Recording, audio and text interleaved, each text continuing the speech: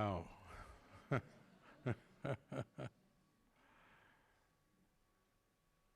Yeah, if you're doing the lessons one at a time, today's lesson is My Holiness Shines Bright and Clear Today. And Jesus gives us a little extra boost there, heading into this. Well, this morning, again, we thought we would come down to practicality, because I love it. I've enjoyed all of your questions and comments so much, because miracles are such a collaborative effort. I like songs like that because it's like it's spirit and Broadway brought together, and I don't know if I can ever even comprehend that. It's so spectacular. And today's lesson about shining bright and clear and holiness, and I love how we can share examples, because we relate to examples. You know, we need examples. We actually need lots of examples as part of our convincing. Lots and lots of examples, and then we start to get lots and lots of first-hand experiences of examples. And even last night, that little episode we watched, I don't know if you really caught that at the ending. I was sharing it with the group at the meeting table today. They're like, really? I didn't see that. I didn't see that. And I was like, oh, it was all there.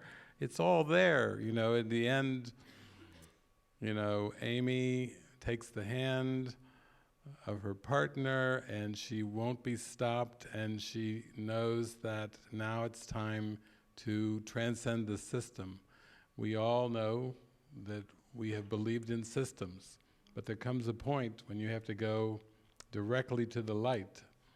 You have to transcend the system, and basically, you know, she has that point where she's got her coach, and she's been following her coach, and she's been hanging in there with coach, but then she's like, in the end, it's like she gets final things. You know, you're going to meet your life partner. Do I know him? No. And she's like, oh, and you're granted this one wish. You know, you get to meet anyone on the system that you would like to, you know, say goodbye to. And I don't think she really wants to say goodbye to love, but she's willing at that point to say goodbye to the coach. Coach, count to 4. 1, 2, 3, 4. So, you know, remember that the Holy Spirit's just a bridge. And the Holy Spirit, in heaven, the Holy Spirit doesn't have a voice, because it's just His pure oneness. The Holy Spirit's an eternal creation. Christ is an eternal creation. And the Holy Spirit was created by God, but the Holy Spirit didn't have to seem to take on a voice until there was a need for a voice. When Christ seemed to fall asleep and was found lost in a far country, in a far foreign land, time and space, that had nothing to do with eternity, then there was a need for a voice in calling Christ back to the remembrance of creation. So, but in heaven, the Holy Spirit doesn't have a voice. And you might say in our little episode last night, Amy went through a lot of lessons, and she was starting to say, oh, there's got to be more than all these forms. There's got to be true love. And then in the end, she sent the coach skipping off, and she had to start to realize that there's actually a point where you have to let go of the system. That the whole point in the system, inside the whole system, is, yes, you have to follow guidance, but the whole system of even finding your soulmate or your life partner, you know, a lot of people, that's their whole aim in life, is just to find their life partner. And then what? Grow old, get sick, and die. It's still it still doesn't end well for interpersonal relationships and soulmates. Does it? It still doesn't end well, you know. And so if that's your goal, and that was the system's goal, is like, you know, you are 99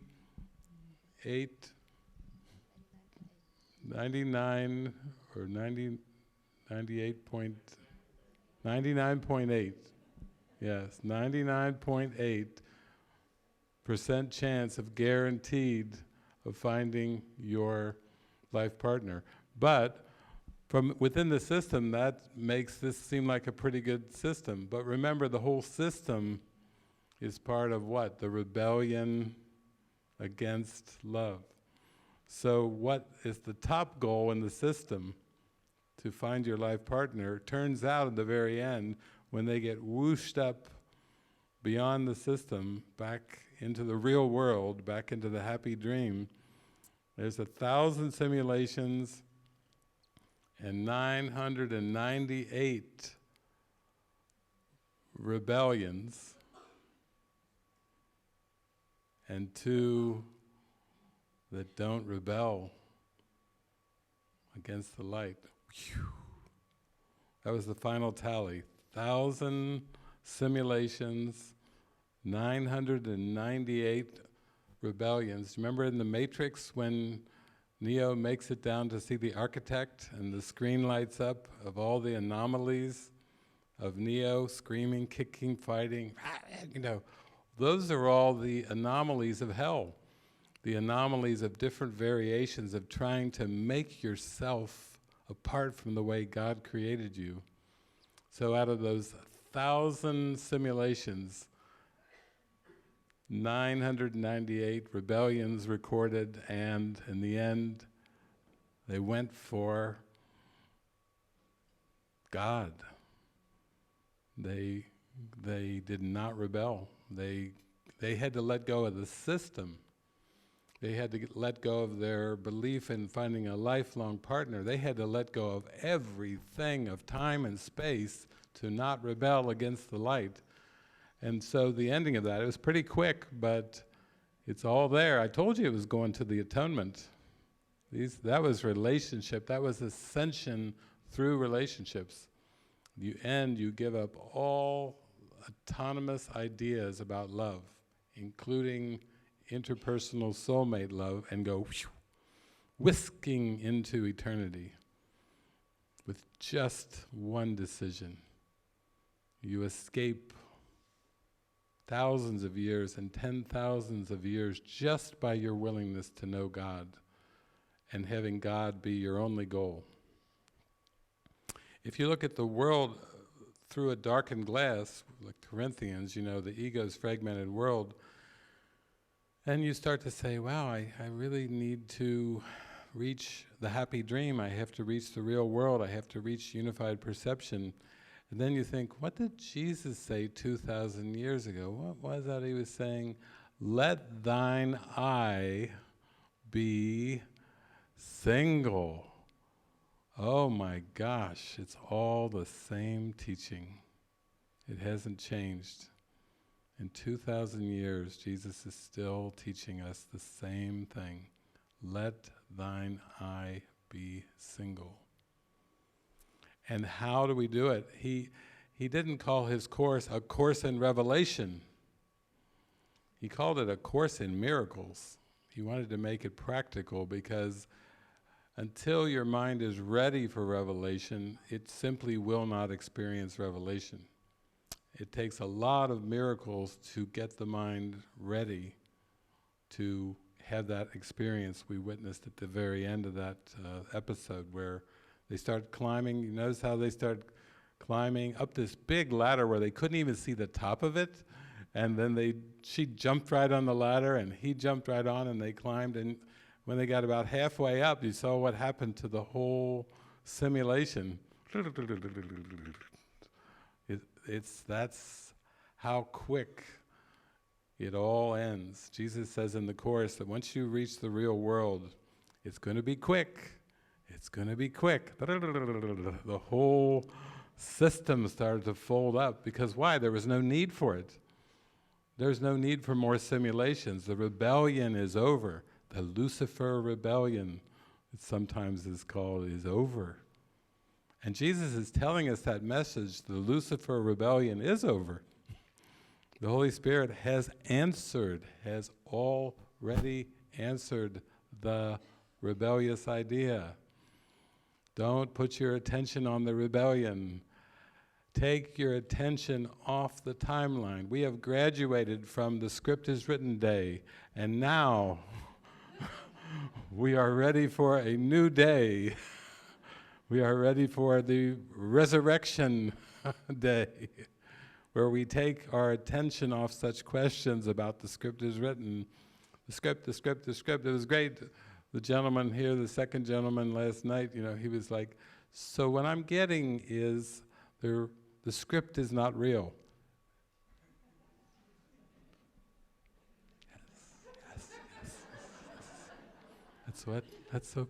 Yes. That's what the Holy Instant's about. That's why we're zooming into the Holy Instant.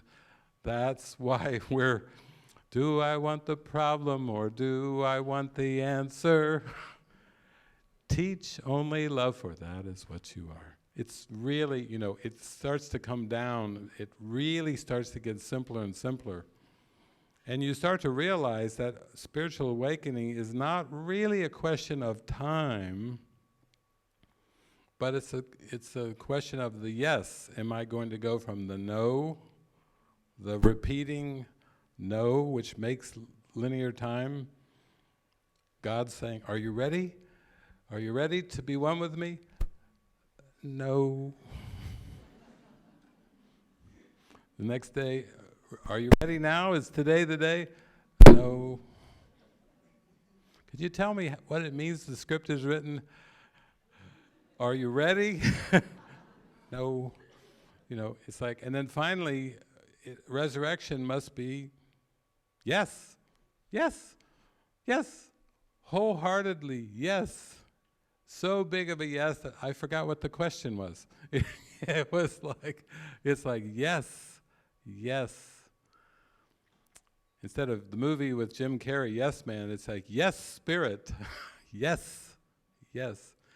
And so what we want to talk about today is Resurrection Day, and it's also the day this evening, which will show the movie, Take Me Home. How's that for a title? We've gone from yesterday to take me home. Even our movies. So to start it off with easing you in with yesterday, the world was just a silly game we played. So there's that. Then we went to Rocket Man. Rocket Man, we're ready to shoot off. And then we went to next. What's next after Rocket Man? What's next after Rocket Man? And then we went through last night, Ascension through relationships. Well, and now finally, our final movie of the week is Take Me Home. Even if you just look at the titles of the movies that Jesus has us doing, he's sending us a message with the titles of the movie. You should have seen the smile on my face when I heard Lilo was going to sing On a Clear Day, and then I look at the lesson of the day. My holiness shines bright and clear today. And I just was like, oh my gosh, this whole thing is choreographed by Central Casting, JC Central. He's just like, he's sending it through. He's like, did you get it? Are you ready? And then the next day, did you get it? It's like he's done the whole Holland retreat here in the barn at the castle, all just for our mind to say yes. It's really, that's all we want to do. And there's nothing more, there's no other way to praise God than by saying yes to forgiveness. Because it's like when you talk about praise in this world, you can praise somebody, give them compliments, but But God has no ego to receive praise by. You can't say, God, good job, you did, good job creating Christ, really good, kudos. But God's like, God doesn't have an ego, so God can't receive praise except if you are as you were created. That's a way to praise God. To forgive the ego, to release the ego, and accept yourself as God created you has got to be the ultimate praise to God. I am as you created me. There is nothing that's more glorious, that's more humble, that's more uplifting to the Creator than to say, and mean it, and live it, I am as you created me. I am loving because you created me loving. I am joyful because you created me joyful. I am spirit because you created me spirit. That's the humbleness. And today we want to kind of use the example of Take Me Home, of the movie that we're going to show tonight, as a practical, again, a practical example of miracles. What good are miracles if they don't give you, if they don't uplift you?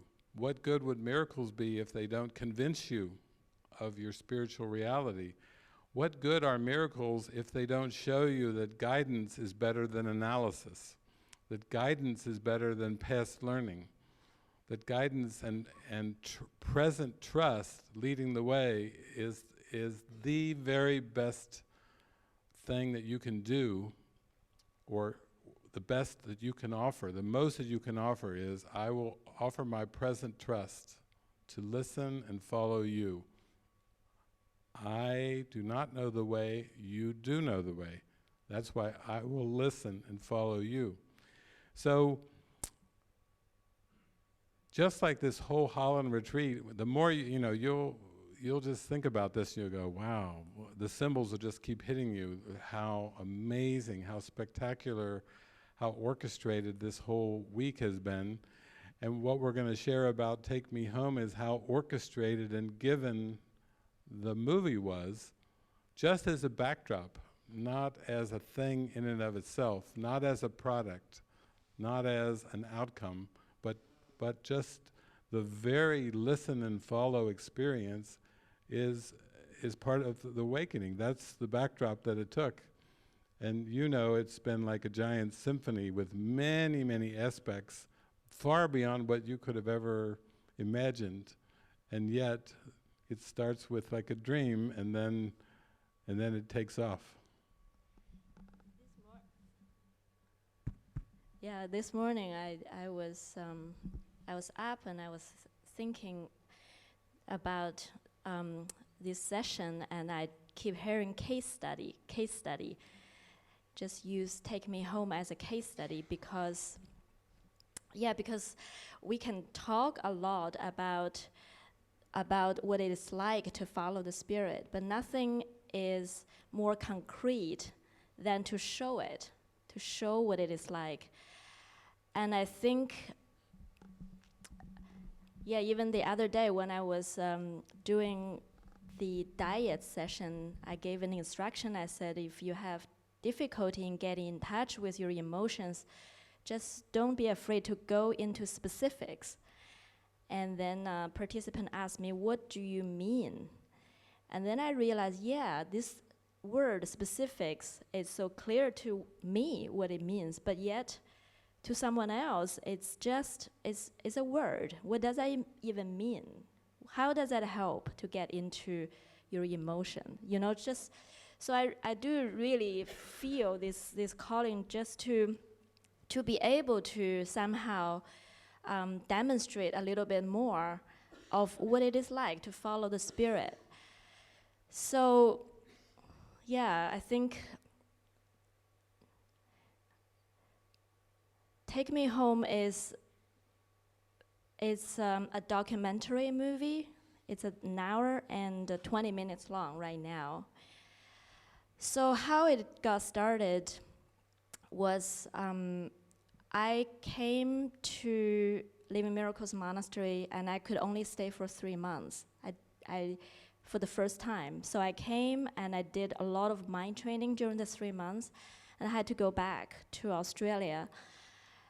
And so when I was back there, I had this dream one night, and I woke up with this tremendous amount of joy, because in my dream, I made a movie, a documentary movie, to share the hope that there is another way, to share the uplifted feeling of what it feels like to follow the Spirit. And the dream was so uplifting for me. I woke up from it and I thought, I'm gonna write to David right now to tell him I had this dream, it was so uplifting, and I wanna do it. And many years later, right before I started this project, I actually saw that email again.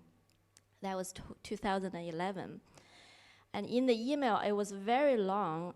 I wrote to David that I'm ready to listen and follow. I'm a blank slate because I had no filmmaking experience or any photography technical experience. So I'm a very good blank slate for Jesus, and he can come through and I will just listen and follow, and I'm ready. So I was very excited, and David responded by saying, great, come over to Utah and you will have a team. So that was 2011, and I went, and in the high desert of the monastery, then I realized we didn't have tripods, we didn't have camera, we didn't have microphones. There was nothing in terms of multimedia production in any way, and I didn't know what it was needed. So we started by just saying, let's acquire one camera, like a little camcorder. There's a flip, you can flip the lid open, and then we buy a tripod, and just to see what it feels like to even record something on camera. And a good microphone. And a good microphone. You might also mention the guidance you got in Australia, or you were watching YouTubes and things, because there was a friend who said something to you and it really caught your attention. I was in there watching a video of David. At that point, his videos were very low quality and grainy, and the sound was just, you can barely hear it. So my friend said, the quality.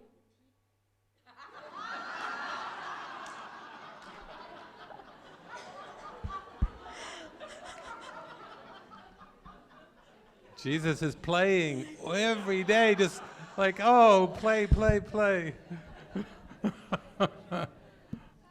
I think it's good. These are the backup mics in case. Just in case. You just want to replace this. Oh, okay. Because it makes a noise. Oh, just this one? Yes. This is like a pit stop in the race, Pull in for fuel. Okay. And my friend said to me that, the quality of the teaching is really not matched by the quality of the video. And I thought that's true. The teaching was so high, was so uplifting, and then you watch so I just also had this feeling like I would be part of it somehow, to help, to support, improve the quality of the recording. So that got used, because now looking back, I actually thought it's very symbolic, because when I came in 2011, I thought I was so ready to listen and follow for absolutely everything. I can, just hear everything, and Jesus said, well, let's just take one step at a time. Let's start with, if you see the outside world as a reflection of the inward picture, where I was, what I was ready for was so basic. We have to, just cables, what is MP3 cable again? So it was all from the beginning. So that's actually the start of a tag team for all our retreats. So from that point on, gradually, over many years, we started to have microphones for our retreats, and we started to have cameras to record YouTube videos, and we started to have editors to edit. And this movie thing just fall way back into the awareness, because I also realized how impractical I was thinking at the beginning. And it's beautiful too, because a little bit of backstory is, you know, Frances was raised in Beijing and lived in Australia, but she was over at the University of Chicago in the United States on scholarships, and brilliant. She was a brilliant student. And so she had been married, had your own business, very competent and very successful in terms of the world, and also I think confident, like, okay, I'm a blank slate, Jesus, let's just make a movie here, turn me into like Franco Zeffirelli, just morph, can you make a movie? Just give me a minute to download the director, okay, casting, you know. But actually, like so many who have come in, you know, you come in filled with skills, and there may even be more mind training and more inner listening, like opening the channel and following. And obviously, Lilo's back behind the live stream camera, and she had, up here you had almost forgotten about your Broadway skills, and then you can hear, these are like top of the line Broadway skills, and yet it takes so much patience to just trust and say, I need to open this channel, and I don't want to step ahead. And that's what I think you're sharing, is that you are quite skilled, quite competent in many areas, and really ready to fulfill it, and yet there was preliminary steps that Jesus had in mind too. And I think the thing is, I had an expectation. I thought that is what I'm gonna do, because the dream, because David said yes, that's where we're heading, and yet Jesus said, no, you need so much training in communication. Communication, why do I need communication to make a movie? Why do I need communication to be with you? You know, there is just no context. The mind that, where I came from had no context of what is really gonna take for this. So basically, I think, like David said, I was probably competent in some worldly skills, but I was very incompetent in true communication with my brothers in a real way, to open up and be able to speak up. It was very frightening for me, and so that was one thing. So gradually, just over the years, I was guided to so many different projects, some tech related, some have absolutely nothing to do with any of this. So it's probably just traveling and speaking, cleaning, painting for a house, physical projects, absolutely everything. But you know, in my mind, it's even hard for me to look back and summarize. So anyway, jumping back, this thing started to just dissolve in my mind, because I have to say, I did get happier and happier. So whether I, in the end, make a movie or not is irrelevant. And it was really not what I came here for anymore. And but I think the cue was, because everywhere I traveled a lot during those years. Everywhere I travel, I still mention to people, if I meet a filmmaker, I still mention, like Soren, when Jenny and I went to Copenhagen, it was such a synchronicity, because we got an invitation from, I think, Marianne in Aarhus, Denmark. And we always go where we're invited, always. But that particular incident, I just have this feeling, I want to go to Copenhagen, and I have no idea why. There was no invitation, absolutely none. So I just said, let's just be bold, just post on Facebook, does anybody want to invite us to Copenhagen? And you actually heard the other side of the story 2 days earlier. Soren there saw the message and responded within 5 minutes and said, come. But he was very, he was into the course way back, and then he was very in a closed down state, living on his own. And he had a little foundation there, and the foundation is into environmental issues. So he came and he invited, he said, as long as you guys can talk about sustainability. And Jenny and I look at each other, yeah, we can talk about sustainability. We will talk about true sustainability. So that was our, that was the one condition, and that's the retreat we did with the title True Sustainability. And Soren later on said, I didn't understand a word you said there. But that was the retreat. I met Soren, that's the retreat I met Svava, and our lives just changed completely. But basically, I did mention to Soren after hearing that he was a documentary filmmaker. I mentioned, oh, you know, this project, we don't know when, we don't know whether it's gonna happen, but let's stay in touch.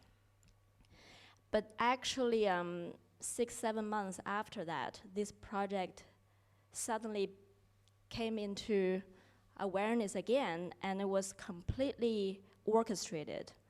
Because all throughout the years, you know, occasionally this thought came up in my mind, Jesus, was my dream even real anymore? Are you really gonna make a movie anymore? What is going on? And Jesus just said to me once, he said, you just relax, it's already done. It's already done. So I thought, okay, then I would just wait and forget about it. So, yeah, then what happened was we had suddenly a lot of people just synchronistically came and wanted to be part of a project, and particularly a movie project.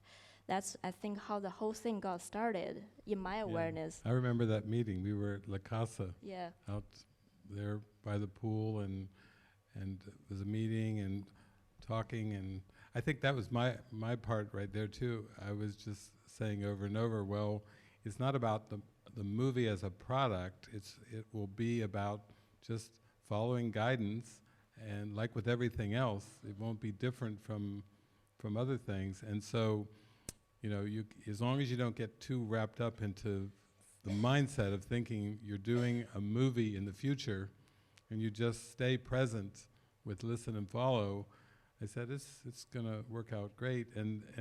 But I felt there was such a synergy too, because there was one person there that was saying, I can be the director, and another person, I think Soren, if he's the director, I'm not, I'm out of this project, and you know, all kinds of things swirling around there, but there was a real synergy, like something was coming, and it was another listen, follow, forgiveness opportunity, really, a swirl of energy. And you felt that too, I think, at that meeting, like, Yeah. Something's happening. Yeah. I mean, for those years before that point, it was really learning to be patient and also forget about the expectation and the goal anymore, knowing that it's really about this end goal of just following is the goal itself. You know, it doesn't really matter about anything anymore. But when this synchronicity started to happen, I still got really surprised. I was like, wow, does that mean that this is the movie that's gonna happen? Is your team ready, Jesus? Jesus like, yeah, I'm gonna send you the team. You don't even need to go out to look for people. So he sent the people. And among them, there was one guy from Portugal. He actually he just won the best cinematographer, which is like the cameraman, the best cinematographer, almost like an equivalent of Oscar in Portugal. So he is the most experienced and established and acclaimed cinematographer in the film industry in Portugal. So how he got sent in was because his son came to the monastery to volunteer. And we knew of him, and we thought he applied to come to the mystery school. And so we called him, and he said, yeah, I can come, and I can bring my father, who actually just marked the whole month of May to want to be a time of inward and quiet. He heard silence in his mind. So we thought, okay, great. Both Raphael and his father are coming. We have an amazing cinematographer. Then later on, we realized it wasn't this Raphael who applied. So it was just a complete coincidence and mistake, but they came anyways. And Jesus sending him in from all angles, whether we know what's happening or not.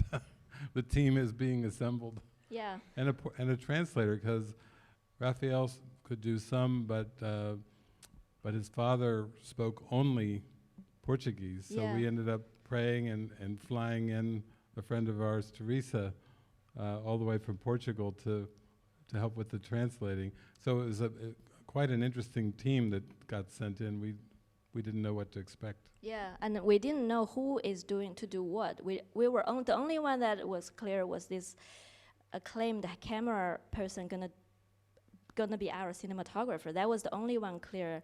And we asked Soren, and he said he wants to focus on sound. And then the other guy who was gonna be a director pulled out, because originally I thought I was just a visionary for this project, and I can be there in support emotionally.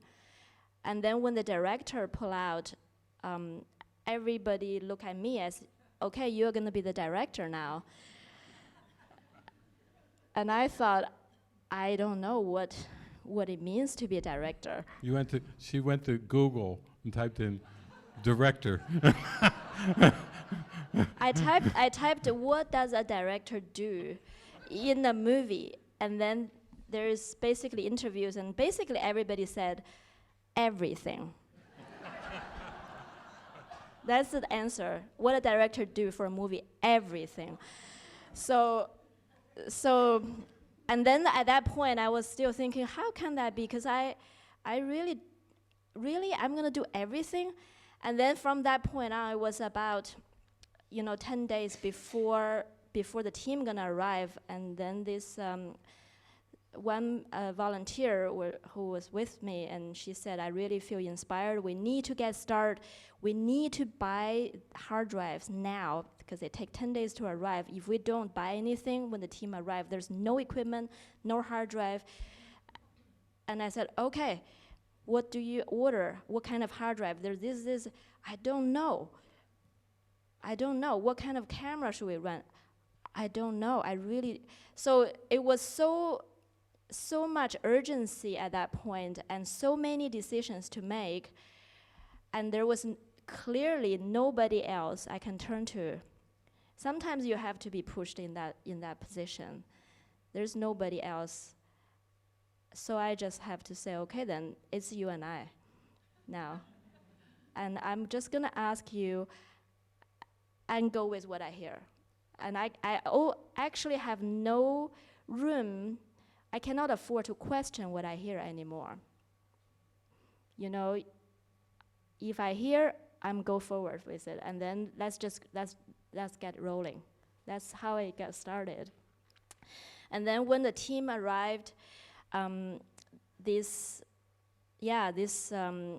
was so leaning on this cinematographer. He's the most experienced. So I asked him for everything. What do you think? And on day one, he basically just said, "You're the director. You tell me.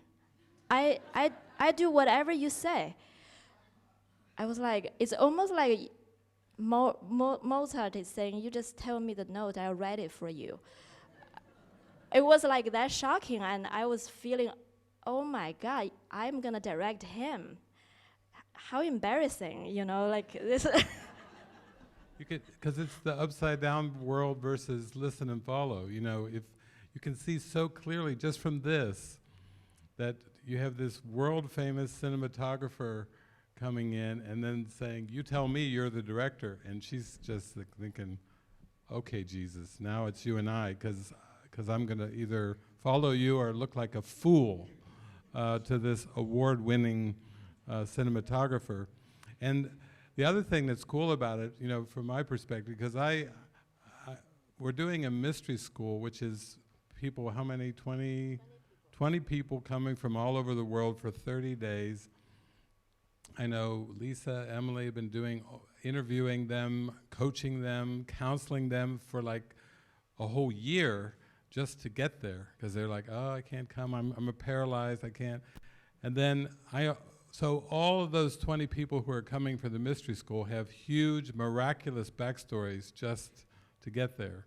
And I am aware of a lot of these backstories, and some of you probably in the audience that were I'm not sure how many were there for that first one. Nicolene is here, you were there, but there's big backstories with all the participants coming, and then all the staff and teachers there, I know all their backstories, how they were called out of the world, how they followed over months and years to go into their devotion, to even be there at the monastery at that particular time.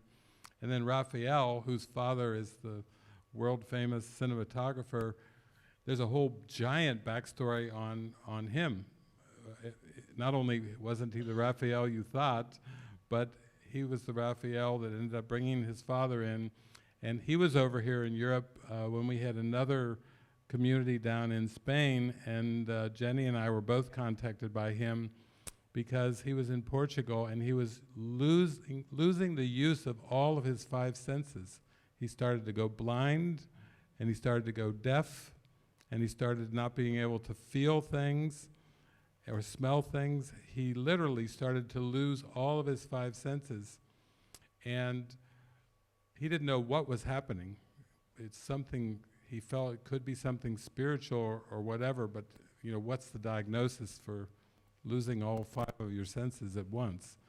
You know, that'd be hard for any doctor to even diagnose. And then basically his parents were getting, Acacio and his mother were getting very frightened because they think, "Oh my God, our son is dying. He's shutting down, he's closing down, we can't reach him. He needs help, but a doctor can't help him," and so they cried out for help. Actually, we got these messages from Raphael, and he's like, "Please help me," and everything. And I just prayed to Jesus, and Jesus said, "Just get him over to the monastery, from Portugal over to Utah, and get him out in rural Utah to the monastery, and I'll take care of him." So it's like, okay, so we got him out there, and slowly, when he was way out at this monastery, he began to get his sight back, his hearing. He couldn't even listen to or watch a TV show or a movie because it was too intense for his hearing and his sight. But Jesus nurtured him back. So what I'm saying, there's a whole backstory on each one of the people that are going to be on the team, that are going to be there at the mystery school, that are going to be teaching.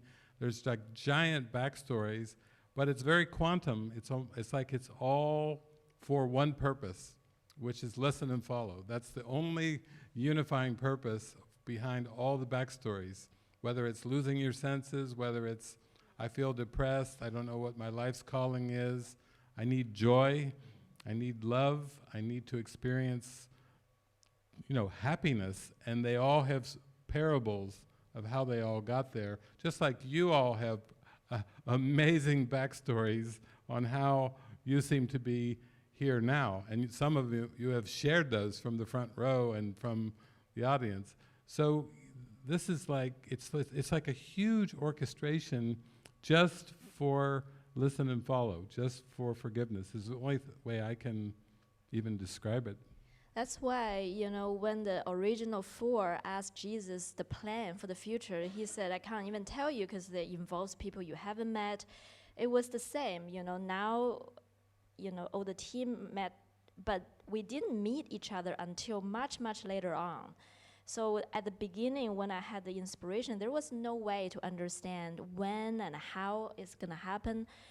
And if you look at the timeline, even symbolically, from when I thought I was so ready for listen and follow assignment, to the point I was given, I was given many other assignments, but not to the degree. This is purely just you and Jesus and absolutely nothing else.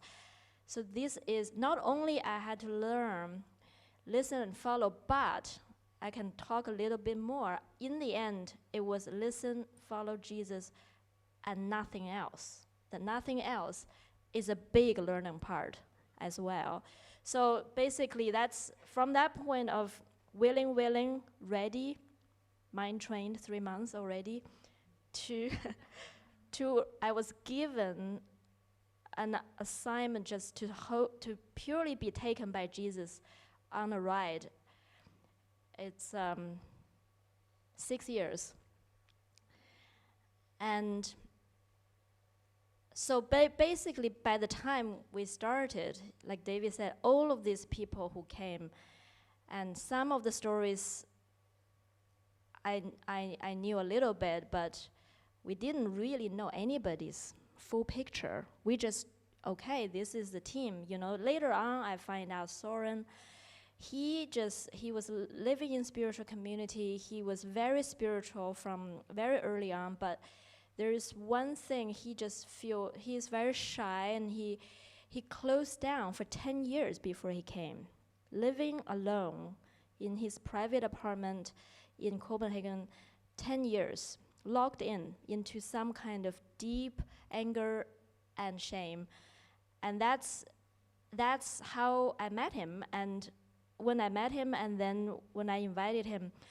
But at that point, because yesterday someone in the afternoon asked, what is the one, if you give me one, someone asked Emily, if you give me one pointer to start a community, what is that one pointer?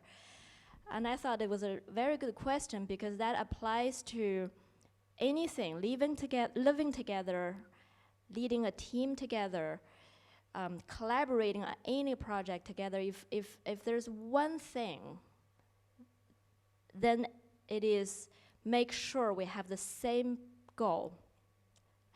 Because that goal, if it is not the same at upfront, all the reflections ongoing will be countless disagreements and conflicts. As on the surface, it looks like it's just specific problems, but it's all coming from not in agreement of the very goal. So, and I thought, I really did not know these people, most of them who came, and I really did not know how to lead a team to make a movie. But there is one thing I do know, is by that point, I know that we have to have the same purpose. And I'm gonna make sure everybody know that before they come. So I asked Soren, I said, yes, it is making a movie, but it is for healing.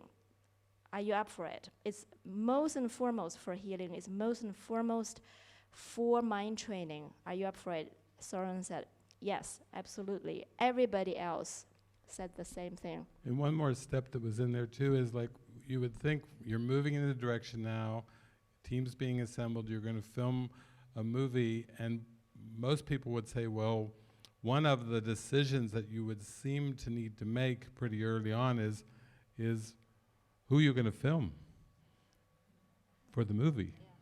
Yeah. And so Francis, a lot of us were talking, and initially there was an idea that we would film Nicolene's here, and the participants, the ones 20 people who are coming from all around the world, that they will be there at the monastery. The film team will come together. They'll film the participants and capture all the healing and emotions and capture it all, and that'll be part of the documentary. No, that wasn't the plan at all, because as soon as they started to ask people to sign release forms, people were like, hell no. I'm not coming for a month of my life to come for healing and bare my soul and pour everything out when I'm going through my dark night of the soul, for you to what? Have a camera up my nose while I'm crying and mucus is coming out? You know, it's like, you want me to sign a release form to film? What? I quit. They quit, right. There's like, no, no, no, no, no, no. It's like Jesus saying, I got it. It's already done, but you humans, oh, you always think you know what everything's going to be. And so at every step of the way, it's like, so you're like saying, so I'm not going to be, they're not going to be the focus of the film. You knew it would be healing. You knew it would be the same shared purpose. You knew it would be listen, follow, and then Jesus flips the whole thing around. Yeah, I mean, the reason is because the mystery school came in a year in the planning and preparation, and the movie only came in 2 months before. So the whole time when the mystery school is a complete separate inspiration and a big project, and it took a year to develop this relationship and trust with the 20 people around the world who were going to come. So there were a lot of interviews, there were a lot of steps with them by the teacher and the facilitators already. So when this project came in, it was clearly guided to be the same month, clearly. So it was very clear to me that that's what we're gonna film, because this is the month we're gonna have 2 projects at the same location. So the mystery school is going to be the backdrop that we're gonna film for. But then the movie came so late, so by the time we say we're gonna have a movie, that is like, oh hell break loose for everybody. What? No, no, no, no, no, no. And I think a few people did what do you call, pull out from, you know, from the school before the school started, because we told everybody it's gonna be a movie project. And again, I felt, okay, I don't know how to control the outcome, but one thing I know is I just need to clearly communicate and share, and then whatever happens, happens. So I told everybody, this is what's gonna happen. If you have issue, call me, and then we can have a phone call with every participant before they arrived. And I think a few people pull out. So there was not only participants that pulled out, but also among everyone who had been working for the better part of a year to prepare for this, and then boom, we're doing a movie. Inside of it, there was resistances, reactions, and so on. You know how it is when you, in your family, you have, hey, I got a great idea. Not everybody always thinks that your great idea is such a great idea, and it's no different even with spiritual community or whatever, but it takes a trust to just say, like you were saying, it's just you and Jesus, and so you're just relying on Jesus and nothing else. Because just like the 2 in last night, you know, they had to basically, you notice like during the movie last night, they were always kind of looking around whether they could share food and looking at the people. They were looking at the audience. Now imagine you're making a film, and usually filmmakers, almost all filmmakers in the world, have to come clear about who is the audience that I'm making the movie for. And Jesus is helping us be so intuitive that question is gone. Oh, you're making it for your own mind healing here. And you're not making it for a specific audience. That's hugely different. Imagine for a recording artist or a filmmaker, producer, that's like one of the major questions. Who are you making the film for? Who are you trying to reach? And Jesus is in there. Yeah, I know who. You're trying to reach me. You're trying to reach God is what you're doing. But you see how different that is from the horizontal goals that a filmmaker might have or a singer. You know, it's pretty radical when you look at it. Yeah, and because there was no end goal, there was we don't know who we're making this for in terms of external audience. So it's purely for ourselves. Then because of that, we don't know the stories to tell either. We don't know, what kind of theme, what is to film. But so it's purely an inward journey. So there was absolutely no script, no storylines. Just okay, then today give me the prompts, where to set the camera, and who to film. Tomorrow, it's like now. So that was how the month unfolded. It turned out that we didn't really turn the camera on to the participants. Even they all signed, whoever came did sign the release form, where Jesus didn't really instruct us to turn the camera on them. All the camera got to turn on the movie team because we have so many healings and expressions among ourselves just by doing the project, and kitchen team that was supporting the whole mystery school. So all the volunteers who are there doing the actual mind training, who are going through the issues with their relationships with each other, that's who the camera turned on in the end. And I think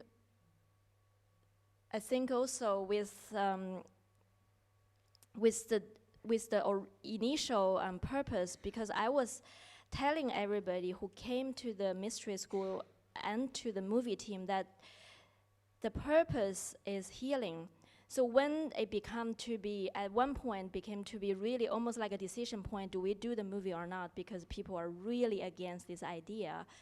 And I just started to pray, and I heard Jesus say, you're doing this for healing. So is all the movie team.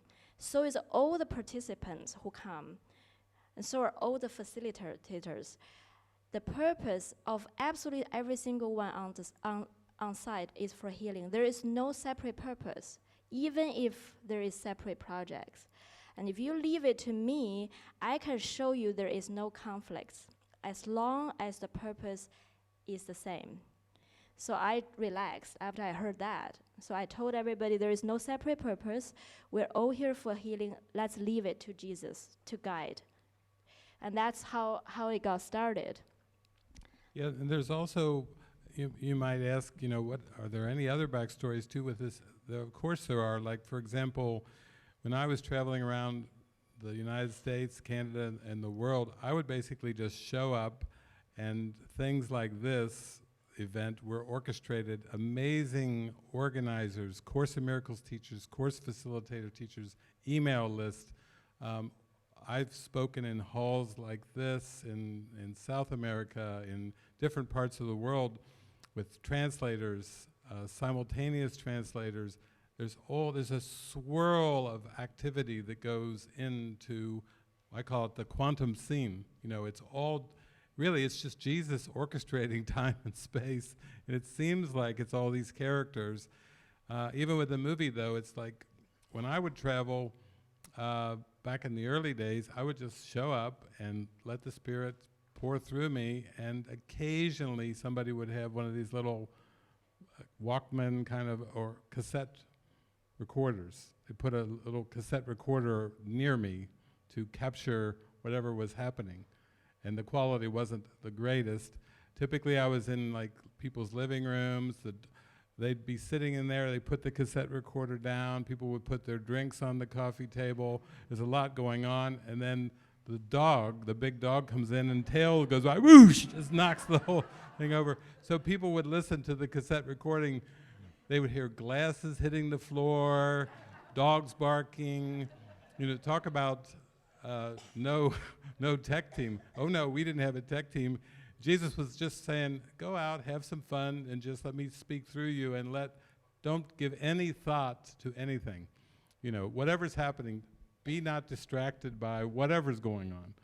And then people started showing up with video cameras and to film, grainy. This was where the early YouTubes, they'd be there. Can you do the filming? Yeah, I got a camcorder. And they'd be like, and then I was like, well, it is a video, so let's put it up. And then people watch it. they're used to watching Eckert, Muji. They're like, what the hell? Are they like on drugs or drunk? I mean, you know, can't they like hold the camera steady at least, you know? And it's real grainy, you know? It's like, so the beauty of it is with this, we should mention that there were donations, that one of the people that was at the mystery school and that is pretty prominently in the film is also a benefactor. What do we call him? Patron, a patron, donating money. Because again, now we're going to make what? A regular motion picture that is such a high quality that it can be shown at a theater. You know, talk about instead of this, the grainy little ones, now you need bigger cameras, you need booms, you need microphones, you need all kinds of equipment. And so there was an aspect, donations come in, Francis goes shopping, it wasn't like a movie warehouse, rental. You can, renting equipment, purchasing equipment, there's a lot that goes in, but even all that was just orchestrated. Like Jesus said, don't worry, it's already done. There's a lot of guidance that comes into the money, the renting, you know, all those things. So we're just trying to give you a full picture of when you just say yes, then even to something like this, there's a lot that has to come in. Yeah, those things are really coming in very effortlessly. The money came in and by, you know, support, but it's not, even though every element is there, all the teams members are there, it's not easy. It's still, it's so much, you know, you have to give into it. I remember we finally decided on the camera when the cinematographer from Portugal came. He said, this is the camera we should go for 4K, not even high definition. High definition is 1080, 1K. We get 4K, so 4 times the high definition. We got 3 of those cameras, was really good, and we rented and bought one and rented the rest, and we got back. Okay, how do we use it? He said, I don't know. He was so experienced that he doesn't operate cameras anymore. He just, his assistant does everything, set it all up to the perfection. He just come and have a look. So I was like, what are the settings? I don't know. So from the beginning, I realized I cannot rely on absolutely anything. And Jesus was like, I can tell you how to do this and who to ask, but don't look left and look right. You know, just ask me for absolutely everything. So that's really how it started. And then it was very, you know, from the beginning, I knew I didn't know anything. I knew that, and I was not shy to tell my team I didn't know anything. So I just know one thing. I know how to communicate at that point. I know how to make sure that the team would go together with a clear mind together. Whether our skills are good enough, whether we're gonna produce anything, I have no idea. But one thing I know, how to move together as one unit with a clear mind. How do we do that? That's what I learned for all these years of preparation. That we learned that, okay, we come together to start the project with a prayer. Hold that. And every day, you know, I will be listening and write down the prompts and communicate. And then I would expect at the beginning a lot of thoughts and frustrations and emotions. I didn't know what they would be, but I knew they would be. So it was really just a matter of fact. Let's dedicate time, let's dedicate space for that. That's the priority of the team. You know, you don't normally see the Hollywood movie studio do that. Like, let's have a month of shooting time and spend half of the day every day, clear the mind, and then see whether we get anything done for the rest of the day. But I thought that's the one thing I know how to do, and that's the only thing I know how to do. So let's do that. And that makes the point that during those 6 years, when Frances first came from Australia, she was, okay, Rick, let's do a movie. There's no cameras, there's no microphone, and she didn't realize that she needed to go through like another 5 or 6 years of teach and learn and listen and follow. Because if you're put in the director position for making a movie, a director must lead. That is one of the basics of what a director does on the set, is leadership. And so this is a perfect example of how the one who is supposed to be leading has never led a film team before. So this puts it, what? All on listen and follow, you see? And that's why even in our community, when people are given different positions of leadership, we know that it is impossible to lead unless you can be led, you see? It'll blow up in your face. If you try to be a leader of people, but you're not tuned in to the Holy Spirit, it's gonna blow up. There'll be reactions, resistances. Who are you to tell me what to do? There has to be a sense of totally being led to even be used in a position of leadership, you know? I mean, you've got examples in Europe of those who were in leadership that were not led. Hitler, it didn't go too well. He was a leader who was not following, and we have Nazi camps and killing and lots of things that go on. If the ego is your leader and you're following that, it's a very different leadership than being led by Spirit.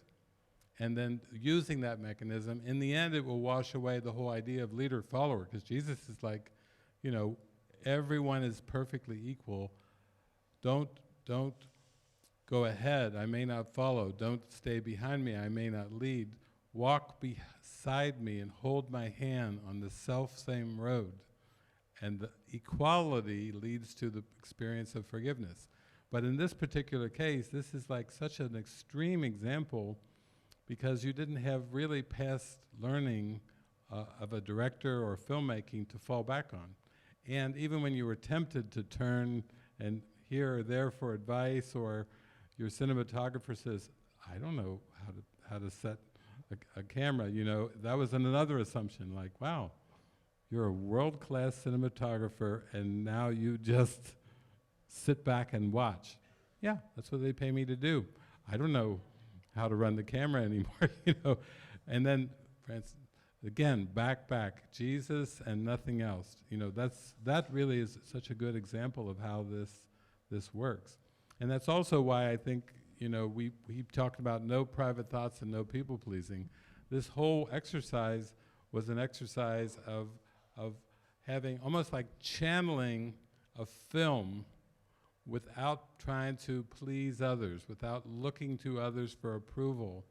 And also, to be a really good communicator, which you would practice, you know, you can't really hold on to private thoughts, because if you are analyzing the motives of others or wondering what's going on here and there, you can be intuitive only to let the Spirit speak through you, but not for any other reason. Yeah, because my team, they're pretty, in different ways, pretty strong in their own ways, and they all have an idea what the movie should be. So I'm here thinking I really don't know, and everybody seemed to have ideas every single day. And at the beginning, I listened, and at one point, it felt, no, I'm not listening to any of the opinions anymore. I'm listening to this, and my role is to tell you, is to hear and tell, not this way. And that was a big step up, because when I do that, I had to face a lot of projections, and a lot of upsets, and a lot of disappointments. I have really good idea, but you hurt me, you don't want to hear me. You know, that was a lot, but also given the time that was really tight, we don't have time and have to prioritize. And that lesson is the lesson of listen and follow, but also be so strong. I think that's what during the 2 years of this project, if the 6 years before that was just preparing for me to be ready to take a project, then this 2 years in the making is to shift from be willing to listen and follow to the point of, strong in be listen and follow only one voice, not anything else. Because that's the time I would say that was tempted, so tempted, because inside there is this still the desire to be told by people, by the experienced ones, tell me. I think there must be still either laziness or inconfidence to receive everything. But that was my assignment, receive everything. So from that point, if I jump till the end, also I want to talk a little bit about collaboration, because this project I really did not do anything. If this is there is a moral in this story, I really wanted it to be about how little I have done anything throughout the whole thing. I waited for 6 years, just be patient, learn the patience, and be ready. And then during these 2 years, filming 1 month, and then the rest of the time just editing, I was really, all my job was just to listen and be there to speak up what I hear and not hear anything else. That's it. And everybody else was sent to collaborate. So the first day of the mystery school happened, all the team arrived, all the equipment was there, and David got this strong prompt to invite Neda to come to the mystery school for two weeks. And Neda came, she just wrote this beautiful song, and then she played at the opening of the mystery school.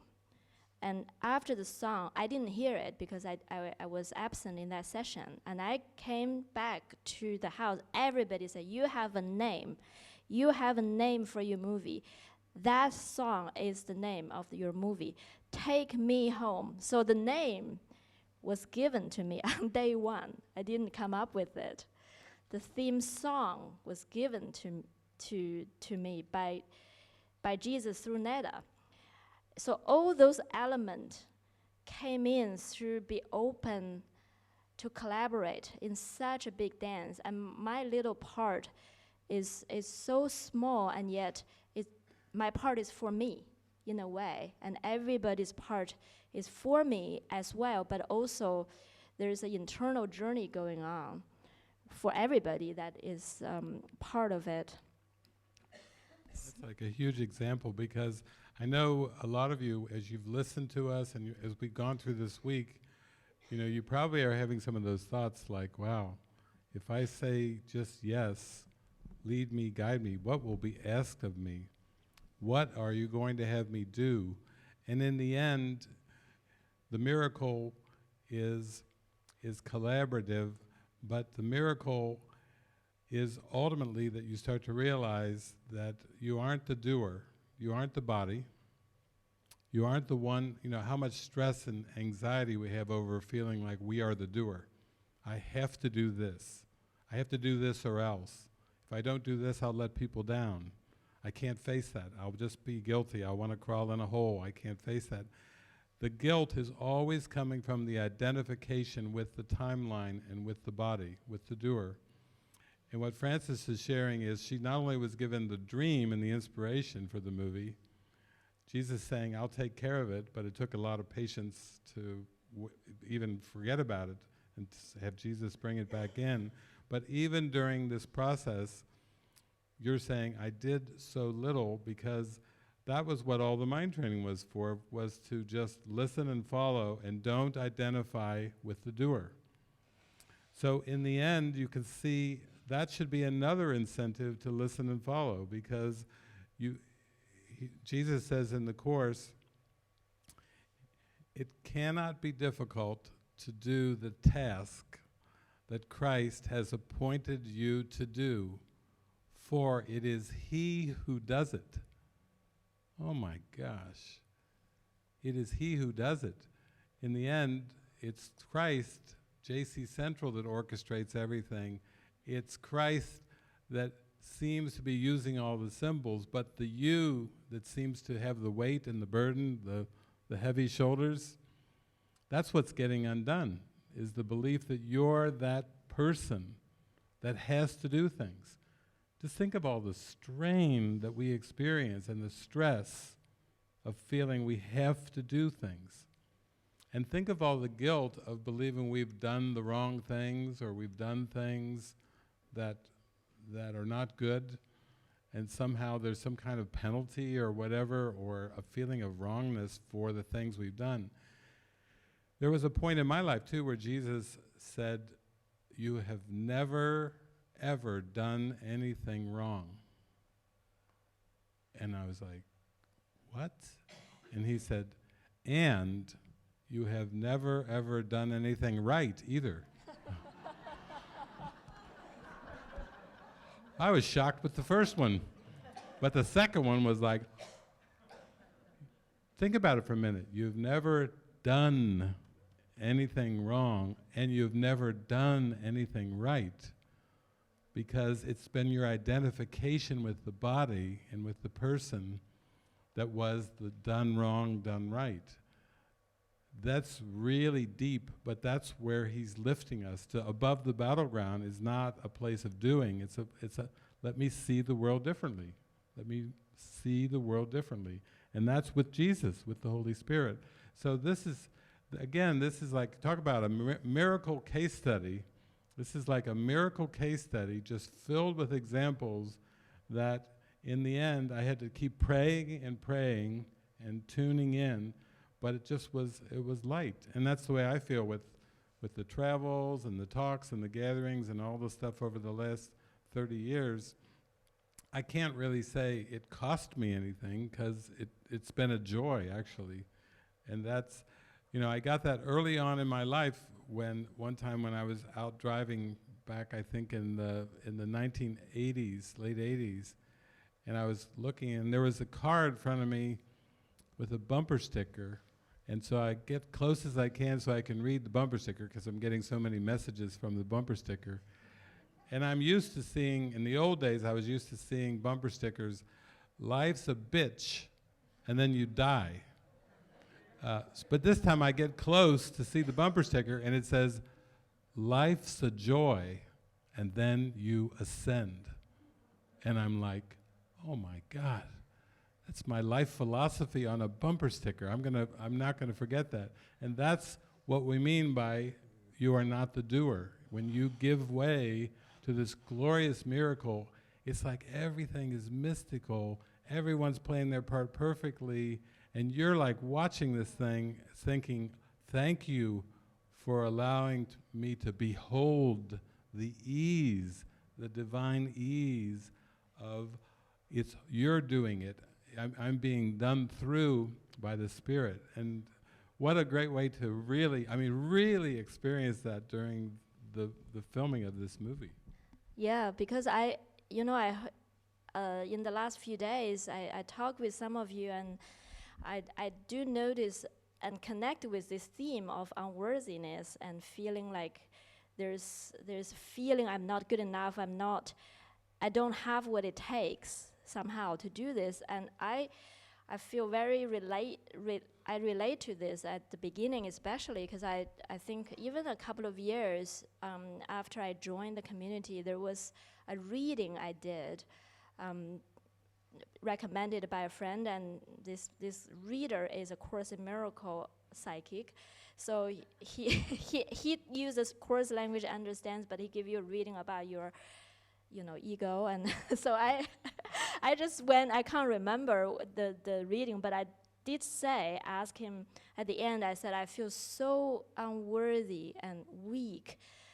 Like, what do I need to do to feel strong and strength? And he just paused for the longest time.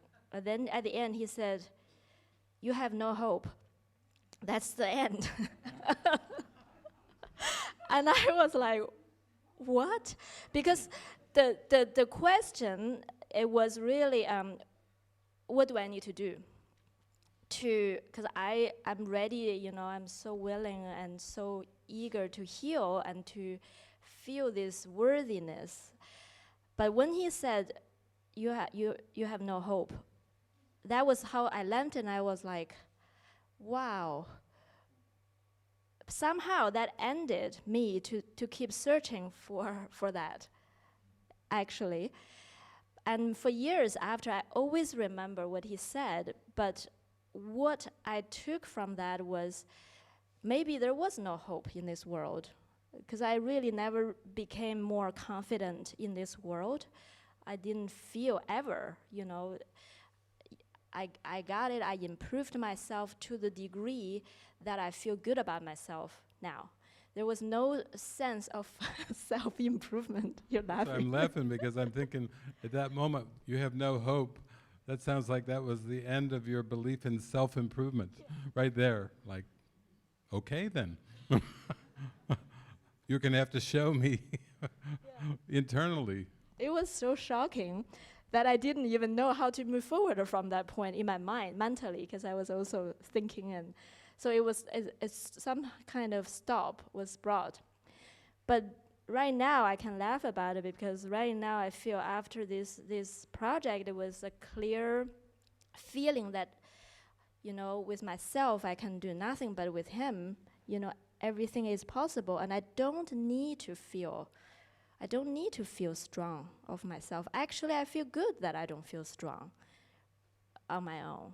Somehow I started to turn around, like, yeah, I don't feel, and I'm happy with that now, because I want to rely on him always, after this, especially after this experience. It's not so much the fact that a movie got made, it proved anything. It's more the internal journey that I had finished for the last 2.5 years taught me something. This is the process that I take away, not an end product, but I take away this internal journey that I know that Jesus is with me, and I know I can just ask, and that's all I need to do.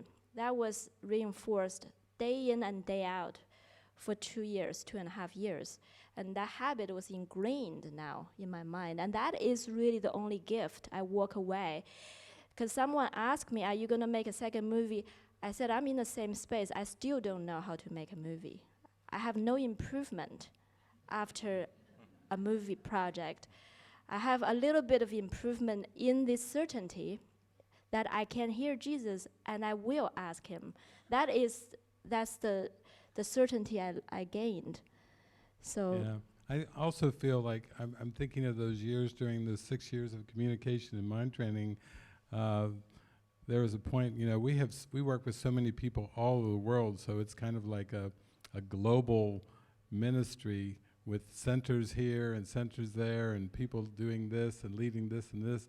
And I was quite active with a lot of it, but Jesus worked with the apostles, and Jesus was pretty active in the upper room and all the meetings with the apostles and everything. But remember those scenes from 2,000 years ago where they would kind of be wandering out toward the hills and everything, and Jesus would say to the apostles, I'm going off to pray now, and I'm leaving you. So watch your minds, because I'm going off to commune with the Father. So I've had that. There was a time during those 6 years where I had been so active and working so closely with so many people, and I felt that Jesus was saying, now just step back and just commune. Just go into the stillness and commune, but you don't need to be so seemingly active and interactive. And then Jesus said, Francis will lead the ministry. That was in those 6 years too. Well, that brought up, that's another thing, and then there was lots of reactions and everything, but Francis' strength has not been the problem, because when Francis gives herself over to Spirit, the Spirit is very uncompromising. The Spirit has a lot of confidence and strength, and it just came through. And I remember it took a little while for you, that was another letting go and getting out of the way, but then it just would come through. She would have meetings with people, very matter of fact. She could just be very direct with people because the Spirit was coming through her. That was very helpful for me too, because that was the time I was to really step back.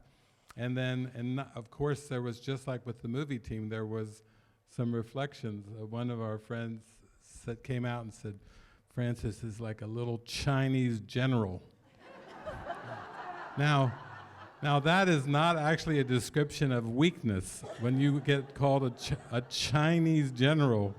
But this was how, when the Spirit comes through you, it's like, let your yay be yay, your nay be nay. It's not kind of wishy-washy and, oh, maybe, and I don't know if we can do this. It's boom, boom, boom, boom. Okay, next meeting.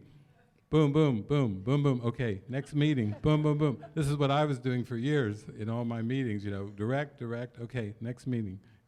I'm dying, I'm going to kill myself. Here's the guidance. Okay, next meeting. I mean, it's so strong. I mean, I remember one time I was in Pennsylvania, and I'm driving through Pennsylvania, and one of the students is calling, and the cell phone, and I'm going there, reception. What is it? I'm in hell. I'm going through my dark night of the soul. I'm dying here. I'm suicidal. I think I'm going to kill my. Oh well. I mean, Jesus is in charge here. This is not personal at all. And then I go drive a little bit further. I got cell reception again. Phone ring. I could kill myself. And so I'm listening. Oh well. You start to realize it's the Spirit's in charge, and you're not doing anything. It's just not personal. You're there to offer your heart. You're there to let the Spirit pour through you and offer all the love and joy and acceptance of it is, but you have no control over the outcomes. Not suicides, not following, not following, you start to realize it's all for your mind. It's all one lesson for you to be peaceful, to be still. That's the whole lesson of everything. There aren't separate purposes. So when Francis is saying, I have no desire to be powerful, it's also with the sense of I have a desire, my full desire is to listen and follow. And to be uncompromising in listening and following, not to argue back with the guidance, not to be wishy-washy, and when tell so-and-so this, not to go, I don't want to say that, just deliver the message. Oftentimes that's the way the Spirit is. So it's good, because what you're really talking about is true strength, strength of the Spirit, following the Spirit. It's not a personal kind of strength, not at all, really. And when we start to be following Jesus in a very uncompromising way, I think it is inevitable we face a lot of the seeming disagreement and conflict. They seem to be external only because they're reflecting of an internal uncertainty. And I definitely see that of myself, because looking back, I feel it is very clear from when I started the project till when I ended the project, at the beginning, how much I still want to listen to external sources and do not feel I can hear from within, and the external definitely reflects back. You can imagine for someone like Soren, who invited me to do a sustainability talk, and the next time we saw each other, he came to make a movie. Though we did say healing was the goal, but he came to make a movie. And then there's listen to me. What? Listen to you who don't know anything? We should position the camera here. Focus on your audio. Let me handle the camera.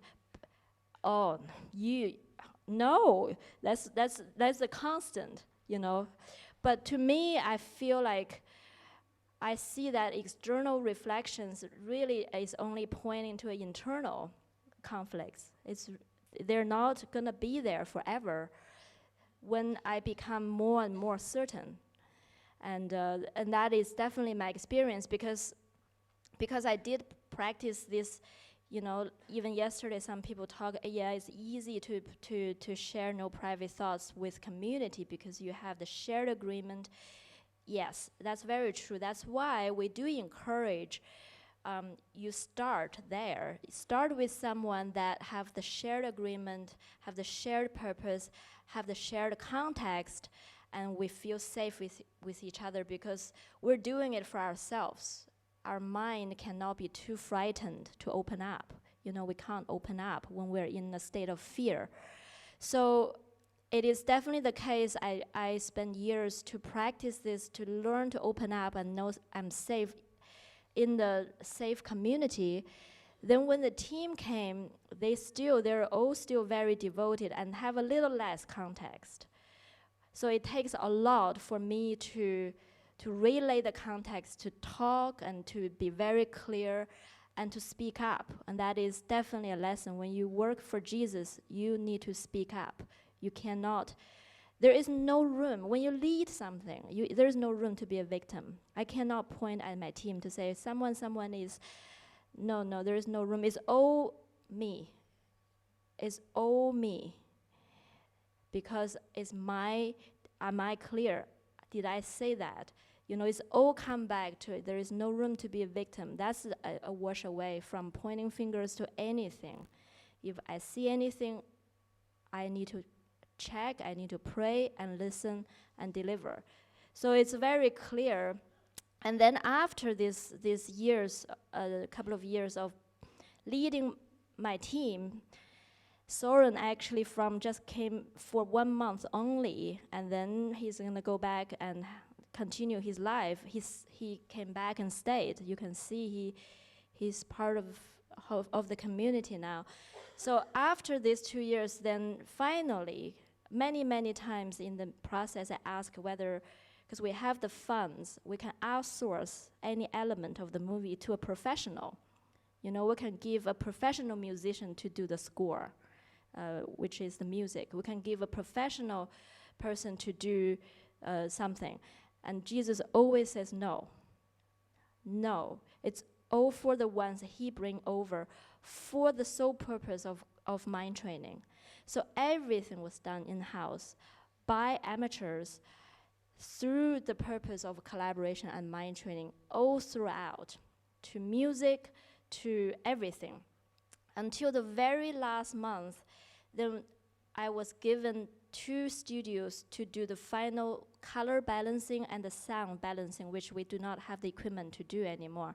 And that, to me, it was a one step further to actually be so clear with Hollywood studios who have absolutely no context of this work at all. And for me, clearly I don't know what I'm talking about, and they are the ones who are professional, who make professional movies, who are the professional studios, and for me to come direct them, that was another step up. And that's where the final lesson that with Jesus, I don't need to refer to any external. And that was so mind-blowing to me, because before that point, I still have this fantasy. We are amateurs, and by the point I can give it to professionals, everything will be done. It was so wonderful. It's gonna be easy, money can buy it. It's gonna be easy. I will be able to sit back and relax. That is a huge mind opener. By that time, myself and my team have gone through years of mind training. When I started to communicate with the professional studios, I realized that underneath their work, there is no inspiration. So it was going through the motions, day in and day out. You can imagine, this is a world where a lot of people don't really know how to find their spark in every moment. So they accept a compromise, and the compromise is I can live most of the time just in comfort and going through the motions. Most of the time it's boring and it's not so happy, but maybe there's some good days. I will be on holiday for 2 weeks every year. I will be having family Christmas dinner. And they're professionals, so professionals, paid. You receive a salary for your skills, for your abilities, for what you do. You don't necessarily have done a lot of emotional healing, but you can go and do a competent job and get paid a salary for it. And so that's a huge step in the sense of thinking, okay, it's come this far, now the professionals have got it and they get paid, so of course they'll do a great job. And yet it almost like that came back. Also, I was thinking of we don't want to skip over the editing, because how much footage, how many hours of footage? 300 hours. 300 hours of footage has to come down to 1 hour and 20 minutes. It's like Michelangelo, or it's like where imagine, the statue of David in Rome. It starts off as a block of marble, and then takes a lot of taking away. You have to take away a lot of marble before you have this beautiful marble statue.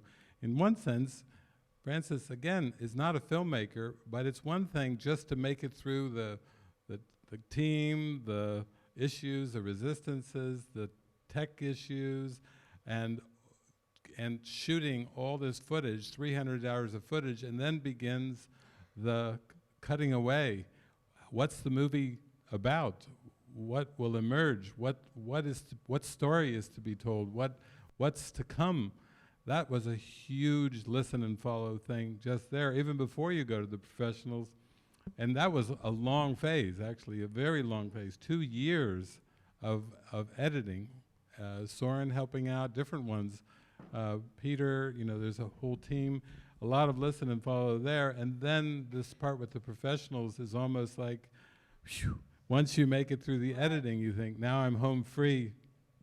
No. Soren actually, after the project, because he always planned to that's it. After the 1 month of shooting, his part was done. So he went back home to Copenhagen, and then we feel so connected through the months, like it feels like inseparable anymore. And then Soren said to me, I'll come back to Mexico to help you editing. And he came back 2 months later with a finished movie. He edited it himself, and because he is a filmmaker, and he brought the movie, and I watched it. I said, no. And that was the beginning of our next phase of collaboration.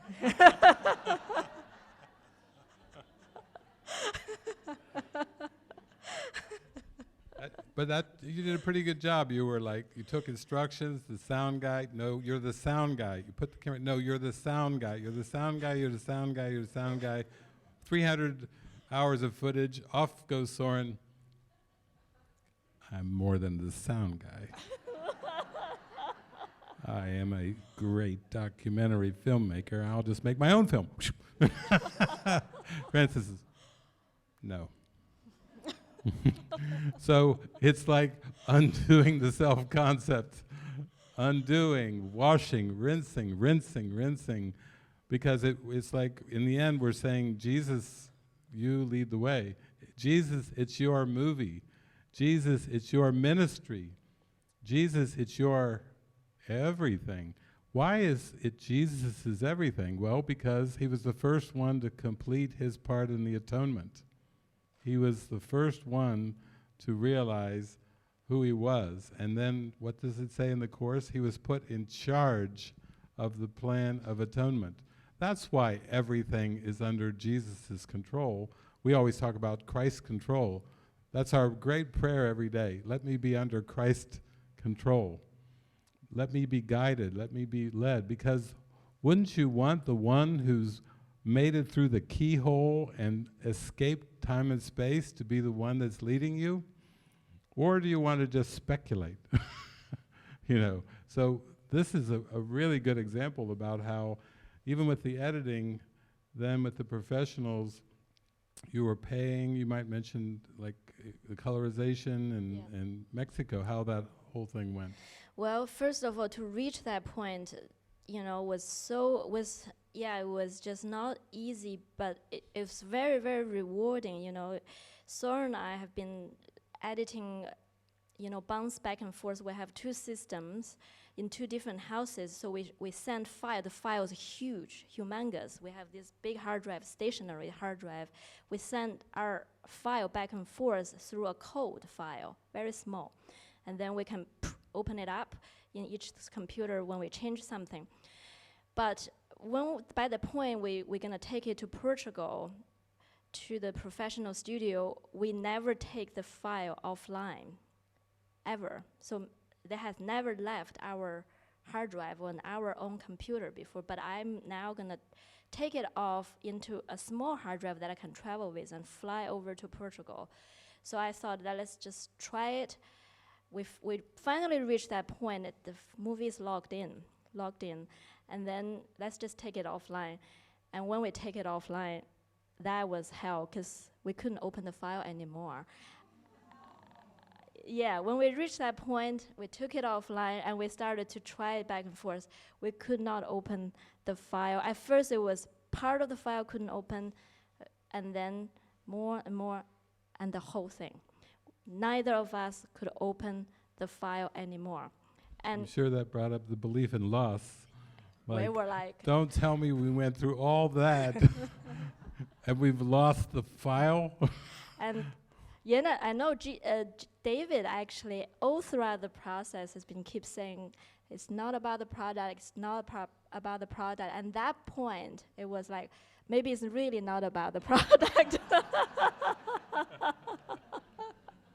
Maybe it is literal. So basically, Soren sent the file, because we were working on Apple system, so we sent it to Apple technician who developed the software and just to analyze. They said, give us 3 days. We're gonna analyze the file and see how to revive it. And during the 3 days, we got nothing to do because we were finished. And Soren just said the file structure that we're working on were very complicated, layers on layers on layers and layers. He said, it's just like my mind, it's so messy. And he said, let me clean it up. Let me just, it's lost, but as a follow-up, I just clean up the file anyways in his hard drive. So he did clean up. And then Apple came back after 3 days saying, it's corrupted. It's not reversible or revivable. Sorry, guys, it's done. And then after they announced it, the file came back after Soren cleaned it up. We have no idea what was the problem and how the solution happened, except that he just decided to clean his mind and as a symbol, clean on the screen, like what he perceived as still messy. That's all we did. So I can see Jesus probably was having fun too.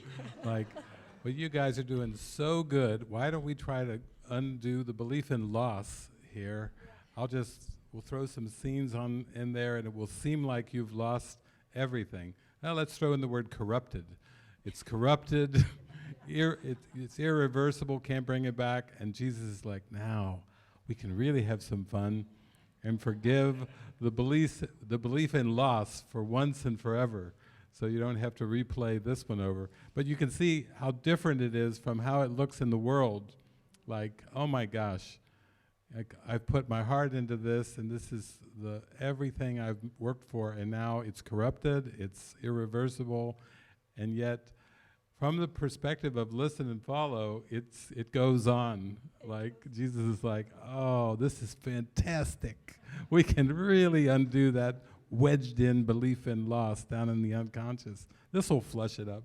I bet it did, I'm sure your emotions during that time. And because it was Soren and I, we have also the team who got involved in Utah. They were in Utah. I had to call them to say to the whole team, our file is gone. That's the update. Yeah, but also when the file came back, you know, it was so close to the time I travel. We already bought the ticket way before, and when I opened the file once, I just thought, put it on the hard drive. I don't want to touch it anymore. You can imagine when when I was on the flight to Portugal, how I just thought, I don't know whether they can open this thing. I would fly all the way over with something I don't want to touch anymore, and I would go there, and they would see whether they can open, and I have just no idea what's going to happen. A professional studio we just hired. In the Mexico team too, it's like you signed a contract. Was it for finalizing the sound? So again, this was like, okay, we made it this far, we've got our file, we'll pay for the finalizing of the sound and this, and these are the experts.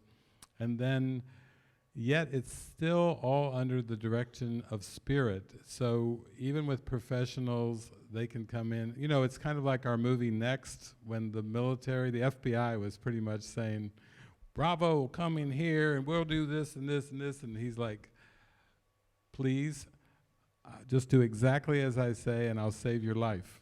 You know, that's what this is in our mind, is Jesus is saying, please just do exactly as I say and I'll save your life. So that same scene played out in numerous ways, in Portugal, but also in Mexico, because in your mind you said, well, I've signed a contract, a very big contract. They're supposed to do all these things, provide all these things, but as Frances goes into the meetings, you know, when she's with her team, she's just very direct and do this and this. When you're working with professionals, it can seem a bit more like the I know mind, like that's why they pay me the big bucks, because I've got the good ideas, and that's why I'm the professional and you're the amateur. Yeah. Let me tell you what to do. Let me tell you what to do. And so that played out in Mexico. Yeah. We signed two studios, one in Mexico, one in Portugal, because at that time I didn't know where I was going to be, so it just happened simultaneously. And then, the Mexico one was, I will go into it a little bit further, finish this one with Portugal. So basically I landed in Portugal and gave them the file, and they said, we have other projects, so we'll wait until next week. So in the meantime, you have the weekend. You can just relax. And throughout the weekend, I just thought, I don't know they can open it or not. So Monday morning, I walk into the studio and see the movie on the screen laid out. I was like, thank God. And they just basically told me everything is okay now. And so I thought, wow, what a relief. So basically that time in Portugal was very good in that they're very professional, but it's still like a little bit of fight of who is making the decision here, because they're the expert. We know how the color should look like. And JP and I, who were there, we were like, no, we have a vision. The color is this way. No, that's not how it is. It's this way. No. Okay, can you please just listen to me, because I have a vision for this movie. Of course, you're the director, of course, but it was like a struggle every single way. But in the end, it was a good collaboration, very professional. Then I came back to Mexico. It was, oh my. Mexico started the sound, like David said, they signed a contract, and I have a deadline because I was going to Japan. I only had 2 months there. And then they start, we will deliver this first phase at this date. And by this date, oh, can we delay? Can we delay? And by the time I said, no, actually, no, not anymore. And can I ask what's the reason? Oh, because I think I want to go have a holiday. I said, but we signed a contract. We have a date. Didn't you work toward that date? It's going to be fine, Francis. It's going to be fine. So it was like, basically, I have to be so firm. I was so frustrated every time I left, and David just came back and said, just say what you mean to them. You know, be direct. I said, but We had a meeting there at the temple where when things started to get frustrating with these people who they were getting paid and they were not following the contract, following instructions, when Frances started to get frustrated, she would take it out on JP, who helped with the sound. She did, and JP and No, then JP was driving me was to the driving. meeting back and forth because it's an hour drive to the meeting and an hour back. So on the way, I'm like, they're not doing this, they're not doing this. So he's got an earful every time he drives me. And so when we're having a morning meeting at the temple, JP's like, yeah, I'm really getting an earful on these drives. Because Frances said, they're not doing this. Meanwhile, Svava's recording her first album, and she's using a professional studio in Guadalajara, in Mexico too. And they're like, oh, we don't know about this, and we're not sure about this and this. And so I was getting an earful from Svava about these professionals that are not doing their jobs. So when we have our morning breakfast meeting, I was just like, listen, Frances, Svava, you're paying these professionals a lot of money. You are the customer. You are paying them, and you have a vision. You have a vision for this music that comes from Spirit and this movie that's coming from Spirit, and they're the ones, you're like the client, they're the ones that are you're paying them. So you need to tell them exactly what it is that you're being guided. You can't think of them as professionals. This is for Jesus. This is for the whole universe.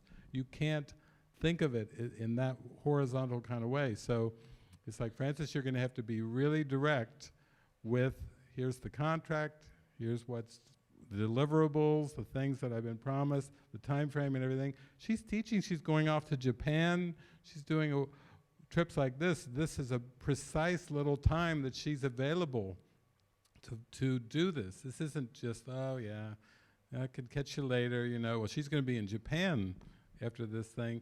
And then the same with Svava. She just wrote out this email, very clear, very direct, and then she read me the email, and she said, "Can I send this?"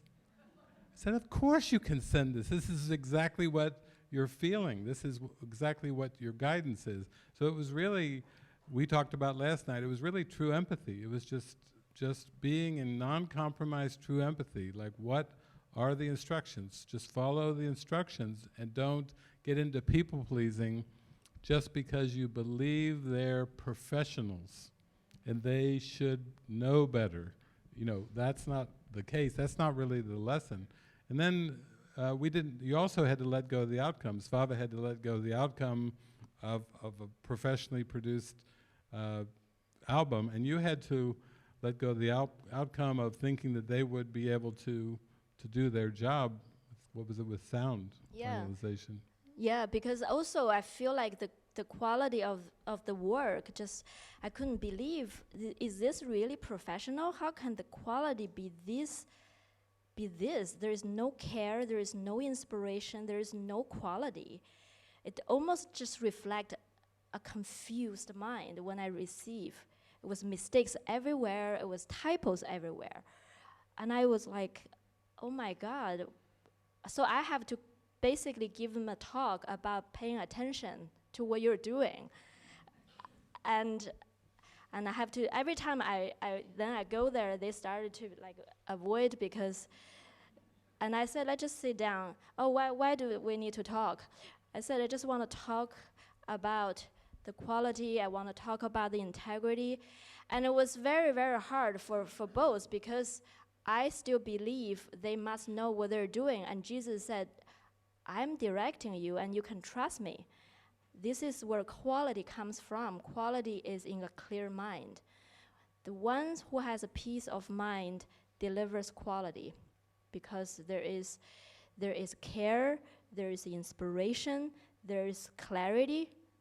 The ones who know the skills but there's no inspiration is confusing. So don't refer to confusion. Come back to clarity. So continuously, that's what I was, in my communication, I was missing my team because I thought, well, that was small potato to talk to my team. They were so supportive of me. And here is like, you can't really talk about mind training. You can't talk about forgiveness. Definitely not Jesus. But let's talk about integrity. Let's talk about honesty. Let's talk about quality. Let's talk about what we have agreed on. And even just that, it takes a lot of communication. And but also throughout that last phase, there was the listen and follow just continued on. And there was just so many examples. At the very end, when made it, there was a big event, which is going to the Dolby studio to balance all the sound in that Dolby studio. And that's the most expensive process. So the sound engineer pushed it all the way to, if that is done, that's done. No more adjustments, that's logged in. So that's the last step. So the last step was pushed and pushed and pushed until 2 days before I fly to Japan. So I said, well, you leave me no time. If there's anything happen after that, I cannot make any change anymore. And he said, oh, nothing should change. That's good. That's the end. So we went to the Dolby, and supposedly it's just very quick run through because they charge by the hour. So we did a quick run through, and the sound is completely out of sync. So the dialogue and the mouth, and so we spent long days correcting the sync, and very, very long day. And I came back. I was so tired, and I said to JP, I said, I'm so tired, and I'm flying in 2 days. I do not have it in me anymore to check one more time, but I think this is our final product. I should have a look, and we take it from the studio. I should have a final look to know this is our final product. So I said, will you be able to help me do a final run tonight? And he was just as tired, but he said, yes, I will do a final run. So we went, and then by about 10 o'clock, I said, just give me a good or not good. Even if it is good, just let me know anyways, because I just want to know. So by the end of the night, he gave me a thumb up.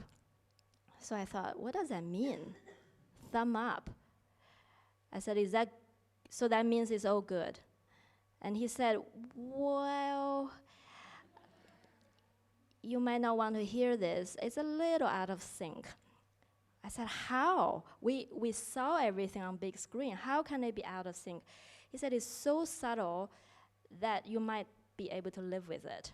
But I tell you, I think, because he's a musician, so he's very sharp. He said, I think it is 1 frame out of sync, which is a 25th of 1 second out of sync. So I watched it, and I watched it, and I watched it, and I was like, I can't tell, but I don't know. I can live with this. So I said, I'm going to go to bed.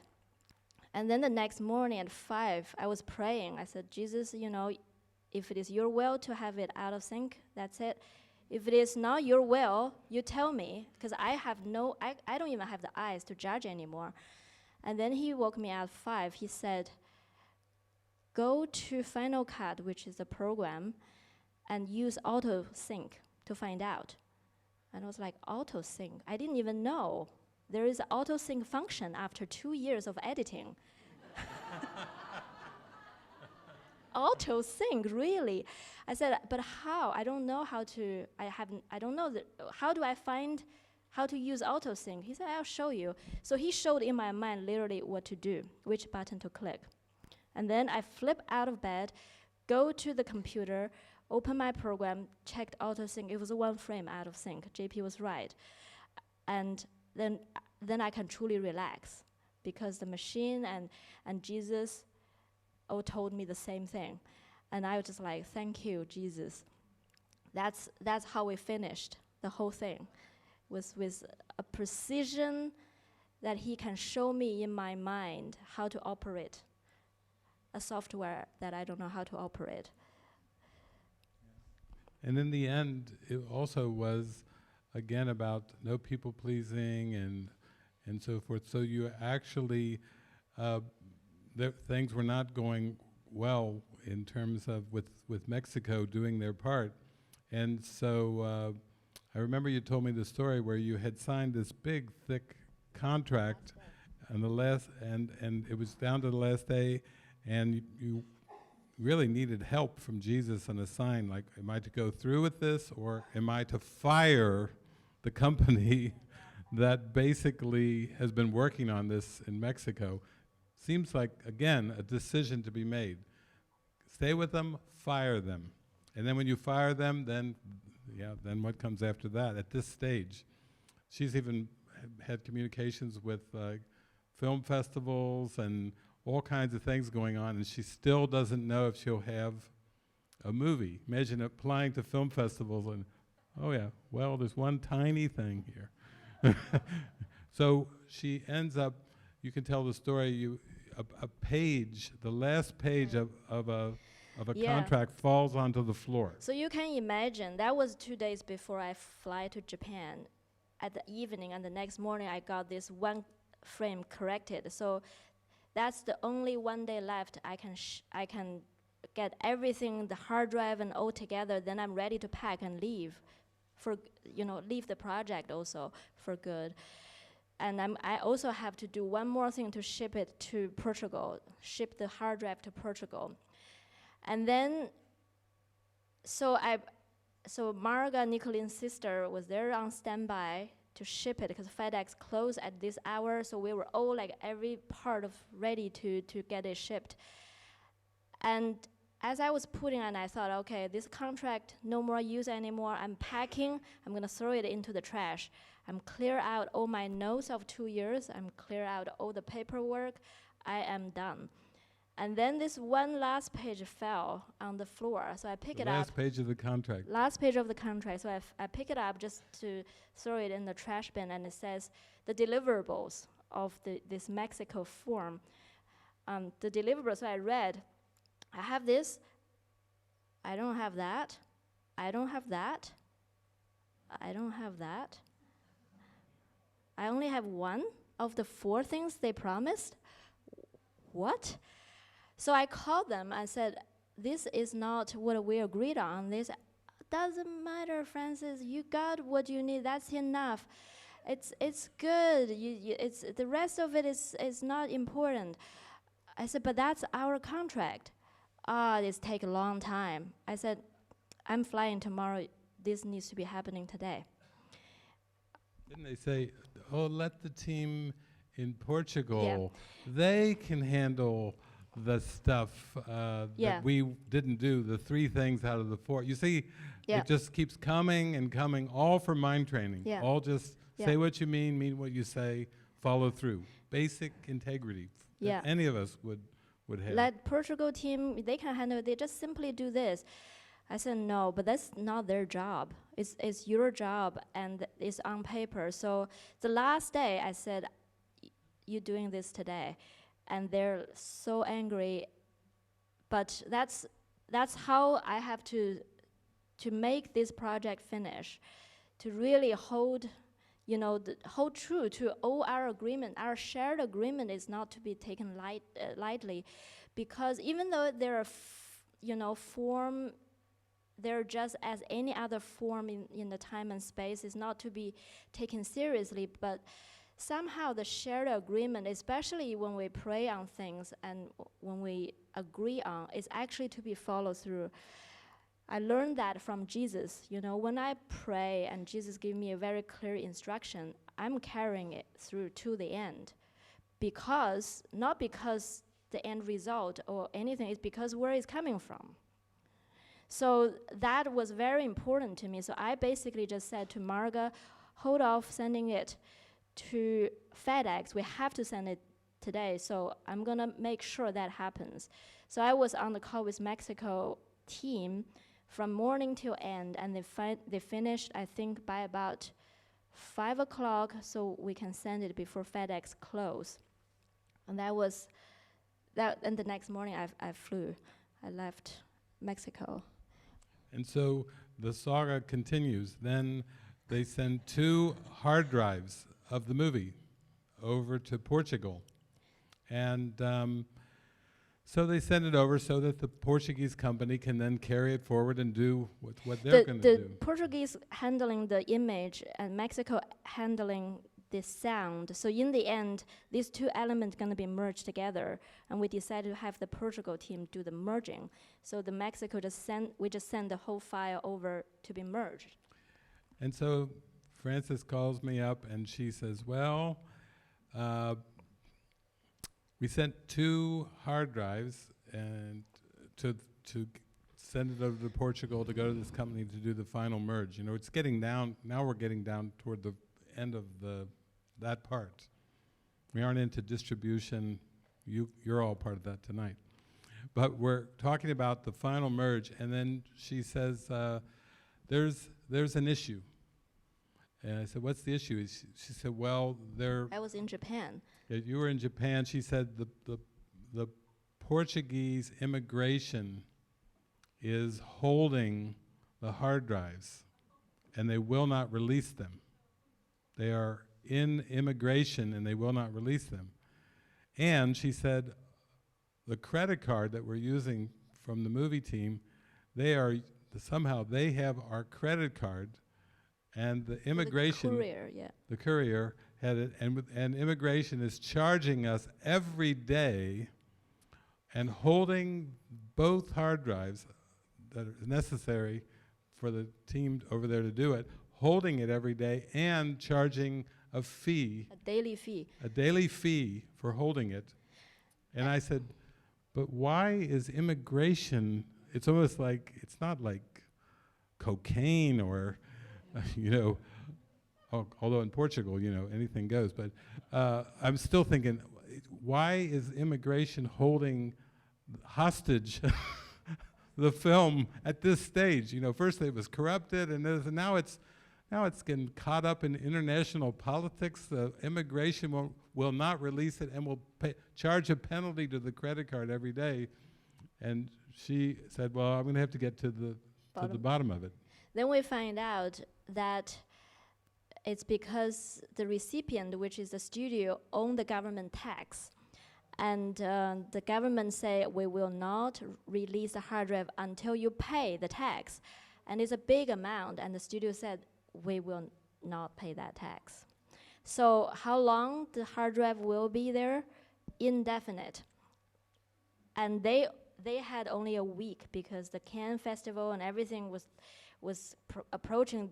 They're fully booked except a week for our project. And the hard drives were held. That was also another letting go. We're like, okay, we really reached the end, and this is it. Because it's like you could do one thing, then the next, and then the immigration, they are holding them hostage, and they will not release them because of the big tax and everything. And so it's like a more like, what now? But everything happens for forgiveness. It's the only purpose. It's not ever about the product. It's not about anything. It's not about the festivals, showing the film. So then the next thing you got guided to do was to send the film over the internet. You know how big the file is? Because you sent it on 2 hard drives, but they've been captured at the border, and they're being held hostage. And so you ended up, how long did it take to send? 3 days. 3 days to send the file over to Portugal to the company over the internet and bypassing the border. Because Susanna called me from Utah. I was in Japan with Kirsten, and she's like, what do we do, Francis? There's no hope and to be finished. I said, let's just pray. So we hang up, and I prayed, and I said to Jesus, what is this for? And Jesus said, for a miracle. And I was so happy. So I called her back. I said, this is for a miracle. So let's just be miracle-minded, and let's not worry about the rest of it. And then gradually, in the next day or something, the prompt came, let's just send it all over internet. So it take a whole team in Mexico, borrowed a house from our friend who have fiber optic, and moved the computers over to their house and did a 3-day project over there with a collaboration. So So thus, with God, all things are possible. and that was just to complete the movie, and then began a whole phase then on distribution, the next phase, in terms of really now it's how, Jesus, would you use this movie? Applying to film festivals and looking at different options and everything, but I think that's been kind of evolving and getting clear. Maybe you can share a little bit about the way that it's just day by day we're discovering. Yeah, I think the thing is, this whole journey was such a big lesson to just let him lead the way and do my part, which is very minimal. Listen and follow, and don't attempt to skip steps, and don't attempt to look too far ahead. So after we finished everything, we showed a premiere at our monastery in August, just 2 months ago. So this is tonight will be a European premiere with all of you guys. So after that premiere, we just basically laid it out. This is as far as we've gone in our mind. That's as far as we've gone. We didn't see any step further than that night. And then, but after that, so many invitations actually came to me and to the team. So we actually, so many, we had to do a 10-day trip in California straight after, just to show the film in San Francisco, Los Angeles, and San Diego. And then next year, we have a big tour around the United States around April or May to show, but it feels like it's not really just a screening event. There is so much context about this movie, like today, what we're sharing all throughout the week. It is really a case study, so to speak, because Spirit want us to see how, every symbol, every project, every relationship in this world can be used for Him. A product may come through. It's not going to be the moment we say yes, then, that's done. It's actually we go through a lot of seeming obstacles. We clear a lot of things in our unconscious mind, which reflect, which is showing up in the conscious awareness throughout the consistent saying yes. But ultimately, I think it is so profound, it's so simple. It seems hard, but it's so simple on my part. It's so joyful and so miraculous. I think the Spirit just wants us to live a miraculous life as long as we still are here in this world. He just wants us to know, give our lives, give our mind, give a project, a collaboration, a relationship over to Him. It's so miraculous and so magical. My life in the last 10 years, in the last 2.5 years, is so magical because I gotta be the witness of, oh my God, this happened, this problem happened, but I don't need to sort out the problem. I pray for the solution. Wow, the problem is resolved. It was so much fun and so much joy and laughter and collaboration with different people. And it's really a magical journey, and I think that is really the central message. And I want to share that message more than just the movie itself. So we were saying that when we did the California tour, and the next year when I'm going to travel in the United States, it will be more like at least a weekend retreat with context, with some teaching and some experiential, like the diet session that we did, and the showing and the Q&A, because it is pointing to some kind of practical way we can live our lives. And I really want it to be a thorough message. It's just not But what is tonight, you will see that what is showing up on screen is already very deep and very, very in terms of the healing, you can see a lot. That's another thing I thought to Jesus many times. I thought, you pick an area I feel the most inadequate and incompetent to do. I feel so inadequate in artistic expressions and pictures and images. And because I was very logical and, analysis. And yet, he said to me that the best way to teach and to share is to show. Show your own life and show. It's not to talk. The talking is really just for you, because the talking is a practice of letting Jesus show me what is to be talked about. But it's to show. So this is what I think is very effective, because people's lives are shown, and knowing the context and how it got made just give you more context and appreciation, because we set the camera there at the beginning, all throughout. We have no idea who was going to go through what transformation. And that was all captured on screen, and you can see it.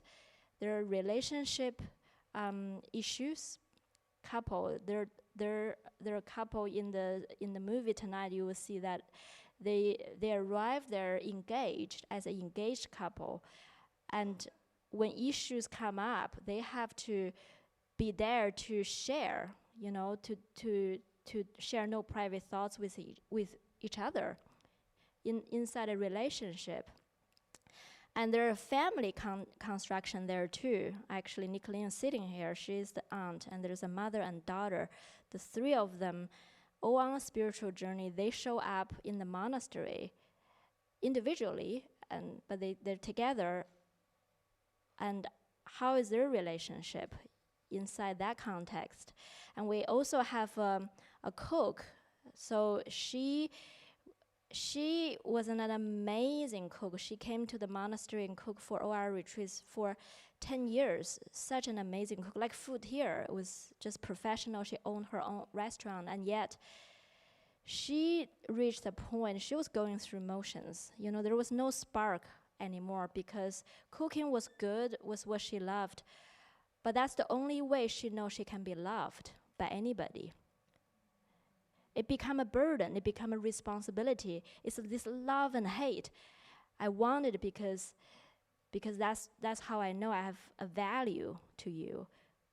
But I don't want it because it's heavy, it's responsibility. So that's also her transformation journey in that movie. And how, of course, you will see a little bit of what Emily talked about, how we use prayer to decide everything. We don't really know the characters and their prayers or what issue they were facing when they came here. But you see, through prayer, solution was offered. Nobody needs to know problems. But if we pray together, solution got offered. And that's what you can see on the screen, too. So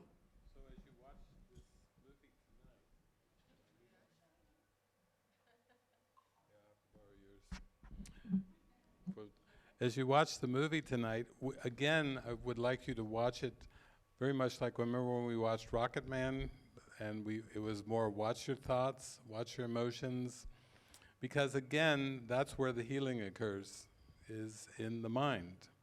And so as you watch the movie, pay close attention to what's going on in your consciousness, because that's going to be the greatest healing value. It's like every movie is just a backdrop for mind training, and that is so important.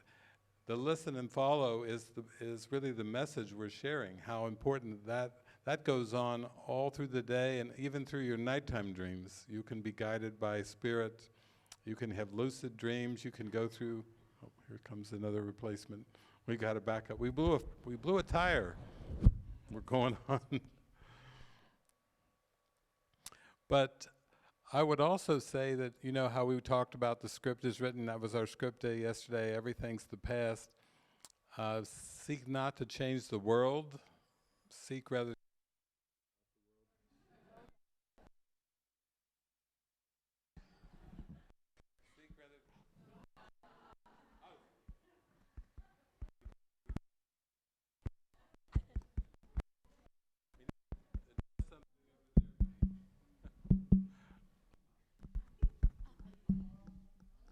The last one.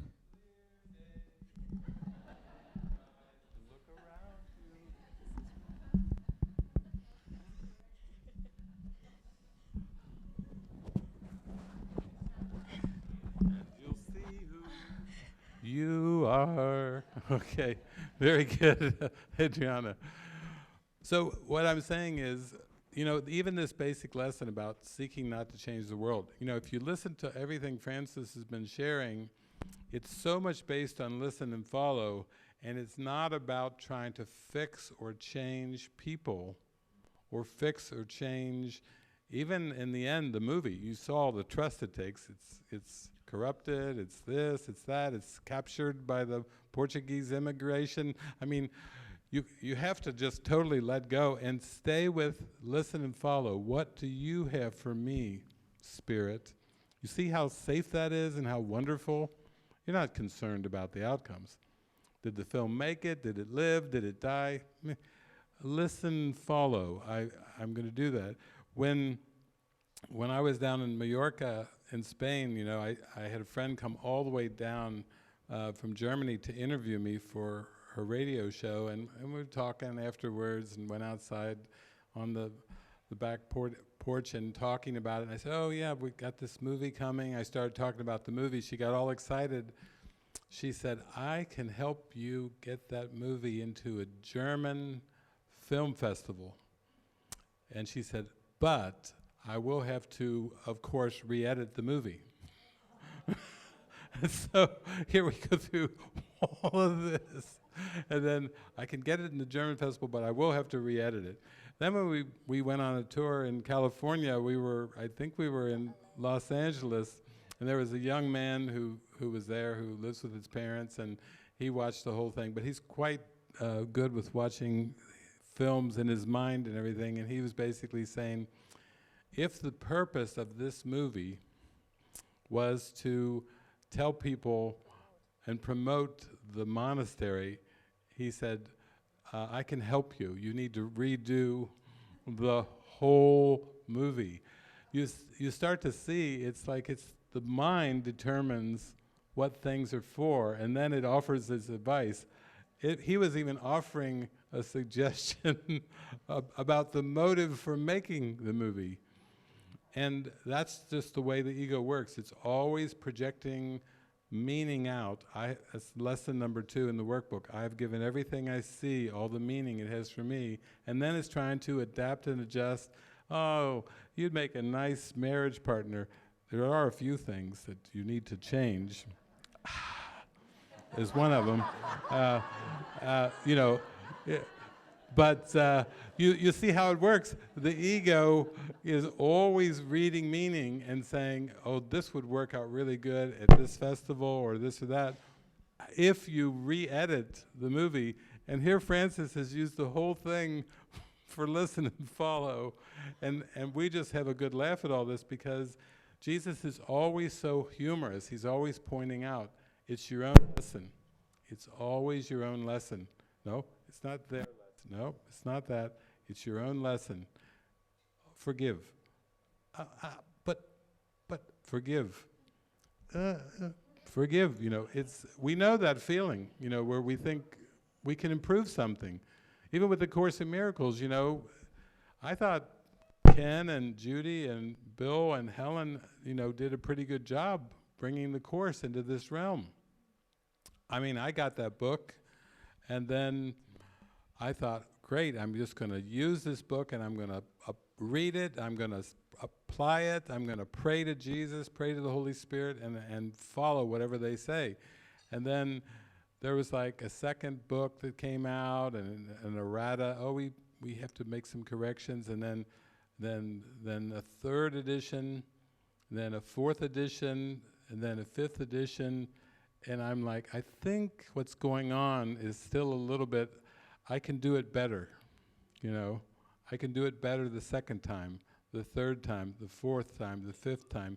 You know, this is just the way the ego operates. Whatever is there, even though the first edition said, seek not to change the world. Seek rather to change your mind about the world. Could read, seek not to change A Course in Miracles. Seek rather to change your mind about A Course in Miracles. I mean, in the 5 editions, basically the workbook's the same, and that's what we're supposed to apply. We're supposed to use it, apply it.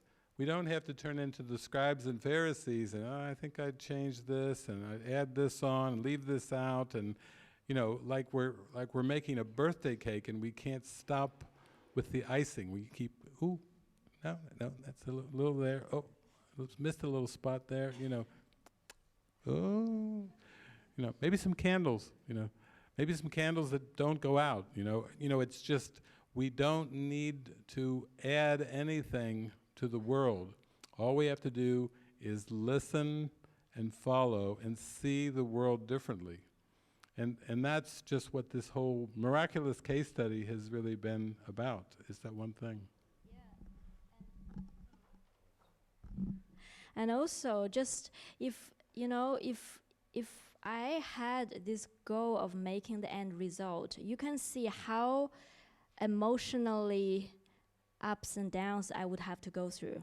How many turmoil, stress I would go through emotionally if the end goal is a product. But if the goal is listen and follow, how can the whole throughout the journey you can stay very, very gleeful, because the opportunity of listen and follow is always there. That's where nothing can affect your state of mind anymore, because the goal is something the ego cannot take away. So the ego cannot affect your emotional state of mind when I give power to one thing that he cannot take away, which is my purpose to listen and follow. And it has been really joyful, and that's why I say this life, you know, before God takes the final step, this happy dream can be so joyful once the purpose becomes single. And I believe you would agree with that. The single purpose. And when we, you know, wash away everything else, it is really a journey of washing away everything but that purpose. Then once that is done, it just feels so happy and joyful.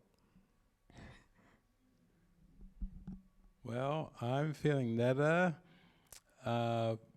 If you want to start to come up and prepare, if you're here, and then Emily has, I got a microphone up here if it doesn't work. Emily has wanted to share a few things. While you're here, we've brought all kinds of books and everything from all around just to make it real easy for you, because it's not so easy to mail them and all over the country and the world. So Emily's going to share a bit while Neda is setting up there, and then that premiere of that, the theme song. This is the song that named the movie. So that'll be great to hear that too, because it's so profound. Yeah, thank you so much, David and Francis. That was so inspiring. I've seen the movie and I can't wait to see it again tonight. I feel like it's, yeah, like even a deeper level for me. So thank you. Yeah, just to share with everyone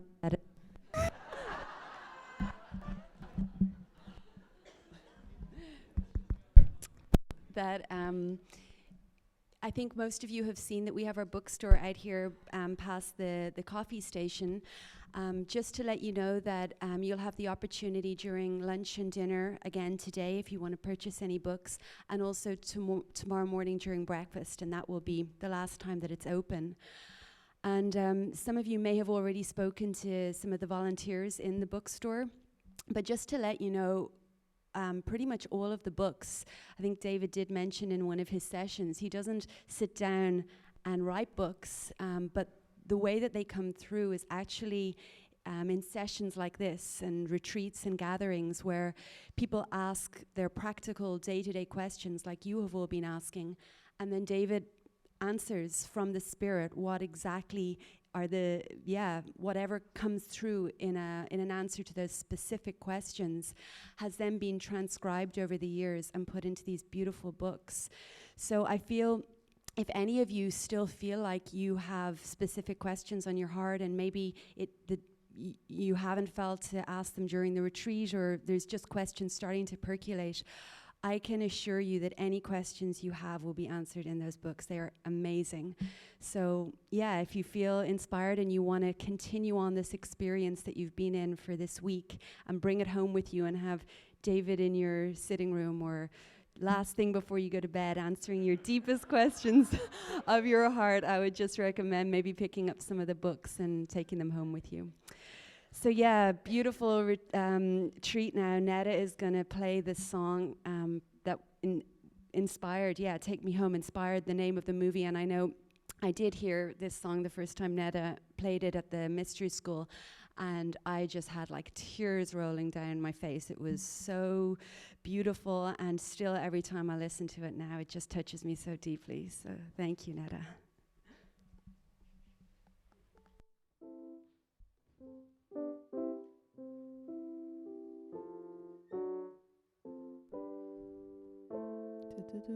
Yes. Thank you. Hello.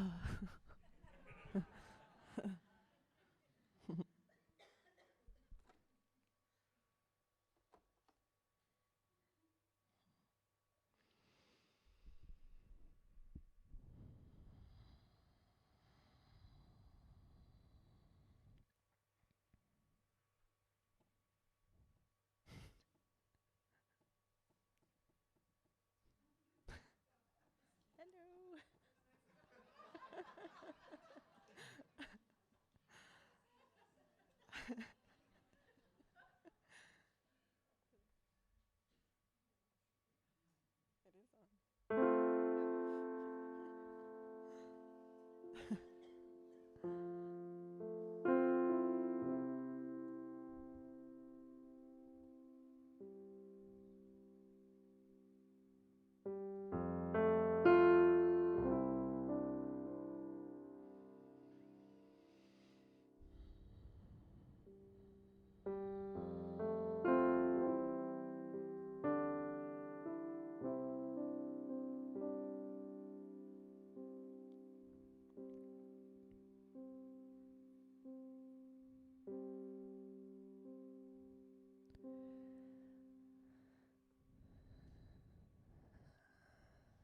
I'm so afraid of the unknown. I'm so afraid to be alone, and I try to hear your guiding voice, but still I don't know where to go. Oh, but I see your hand next to mine, and I'm holding on so tight. Please promise me you'll never let go. Oh, take me home today. Oh, I wanna go home today. Take me home where I truly belong. Take me home.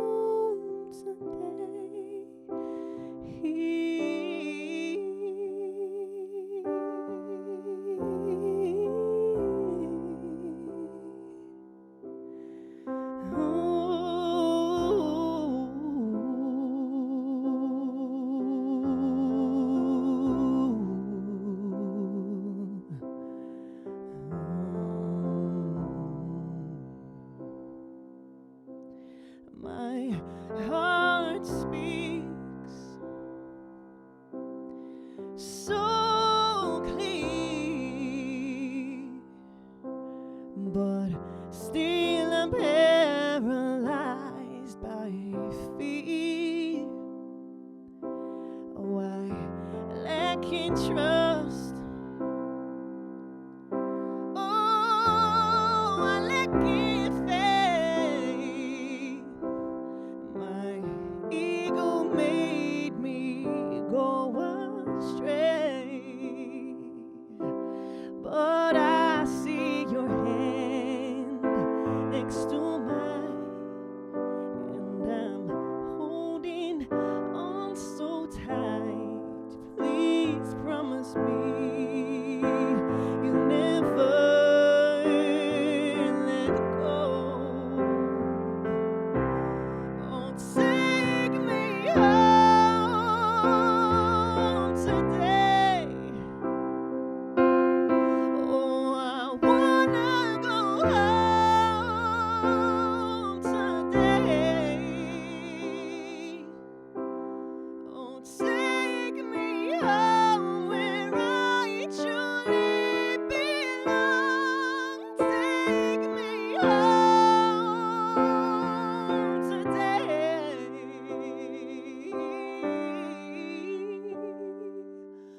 Oh, lead the path for me. Wherever you go, there I'll be. Show me the way to be where I never left. Take me there. Take me home today. Oh, I wanna go home today. Oh, take me home where I truly belong. Take me home today.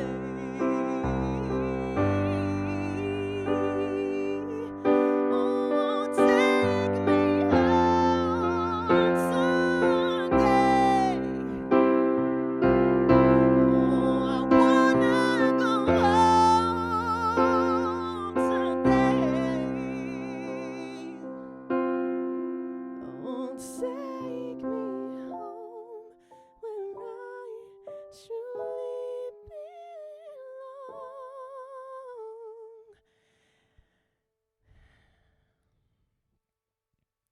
Take me home today.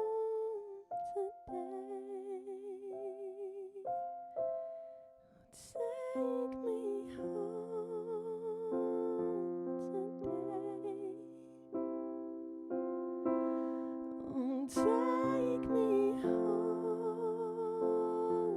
today. Oh, take me home today. Oh, take me home today. Oh, take me home today.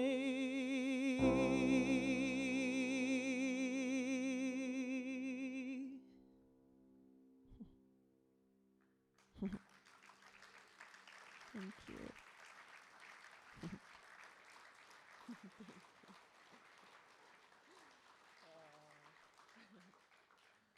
Thank you.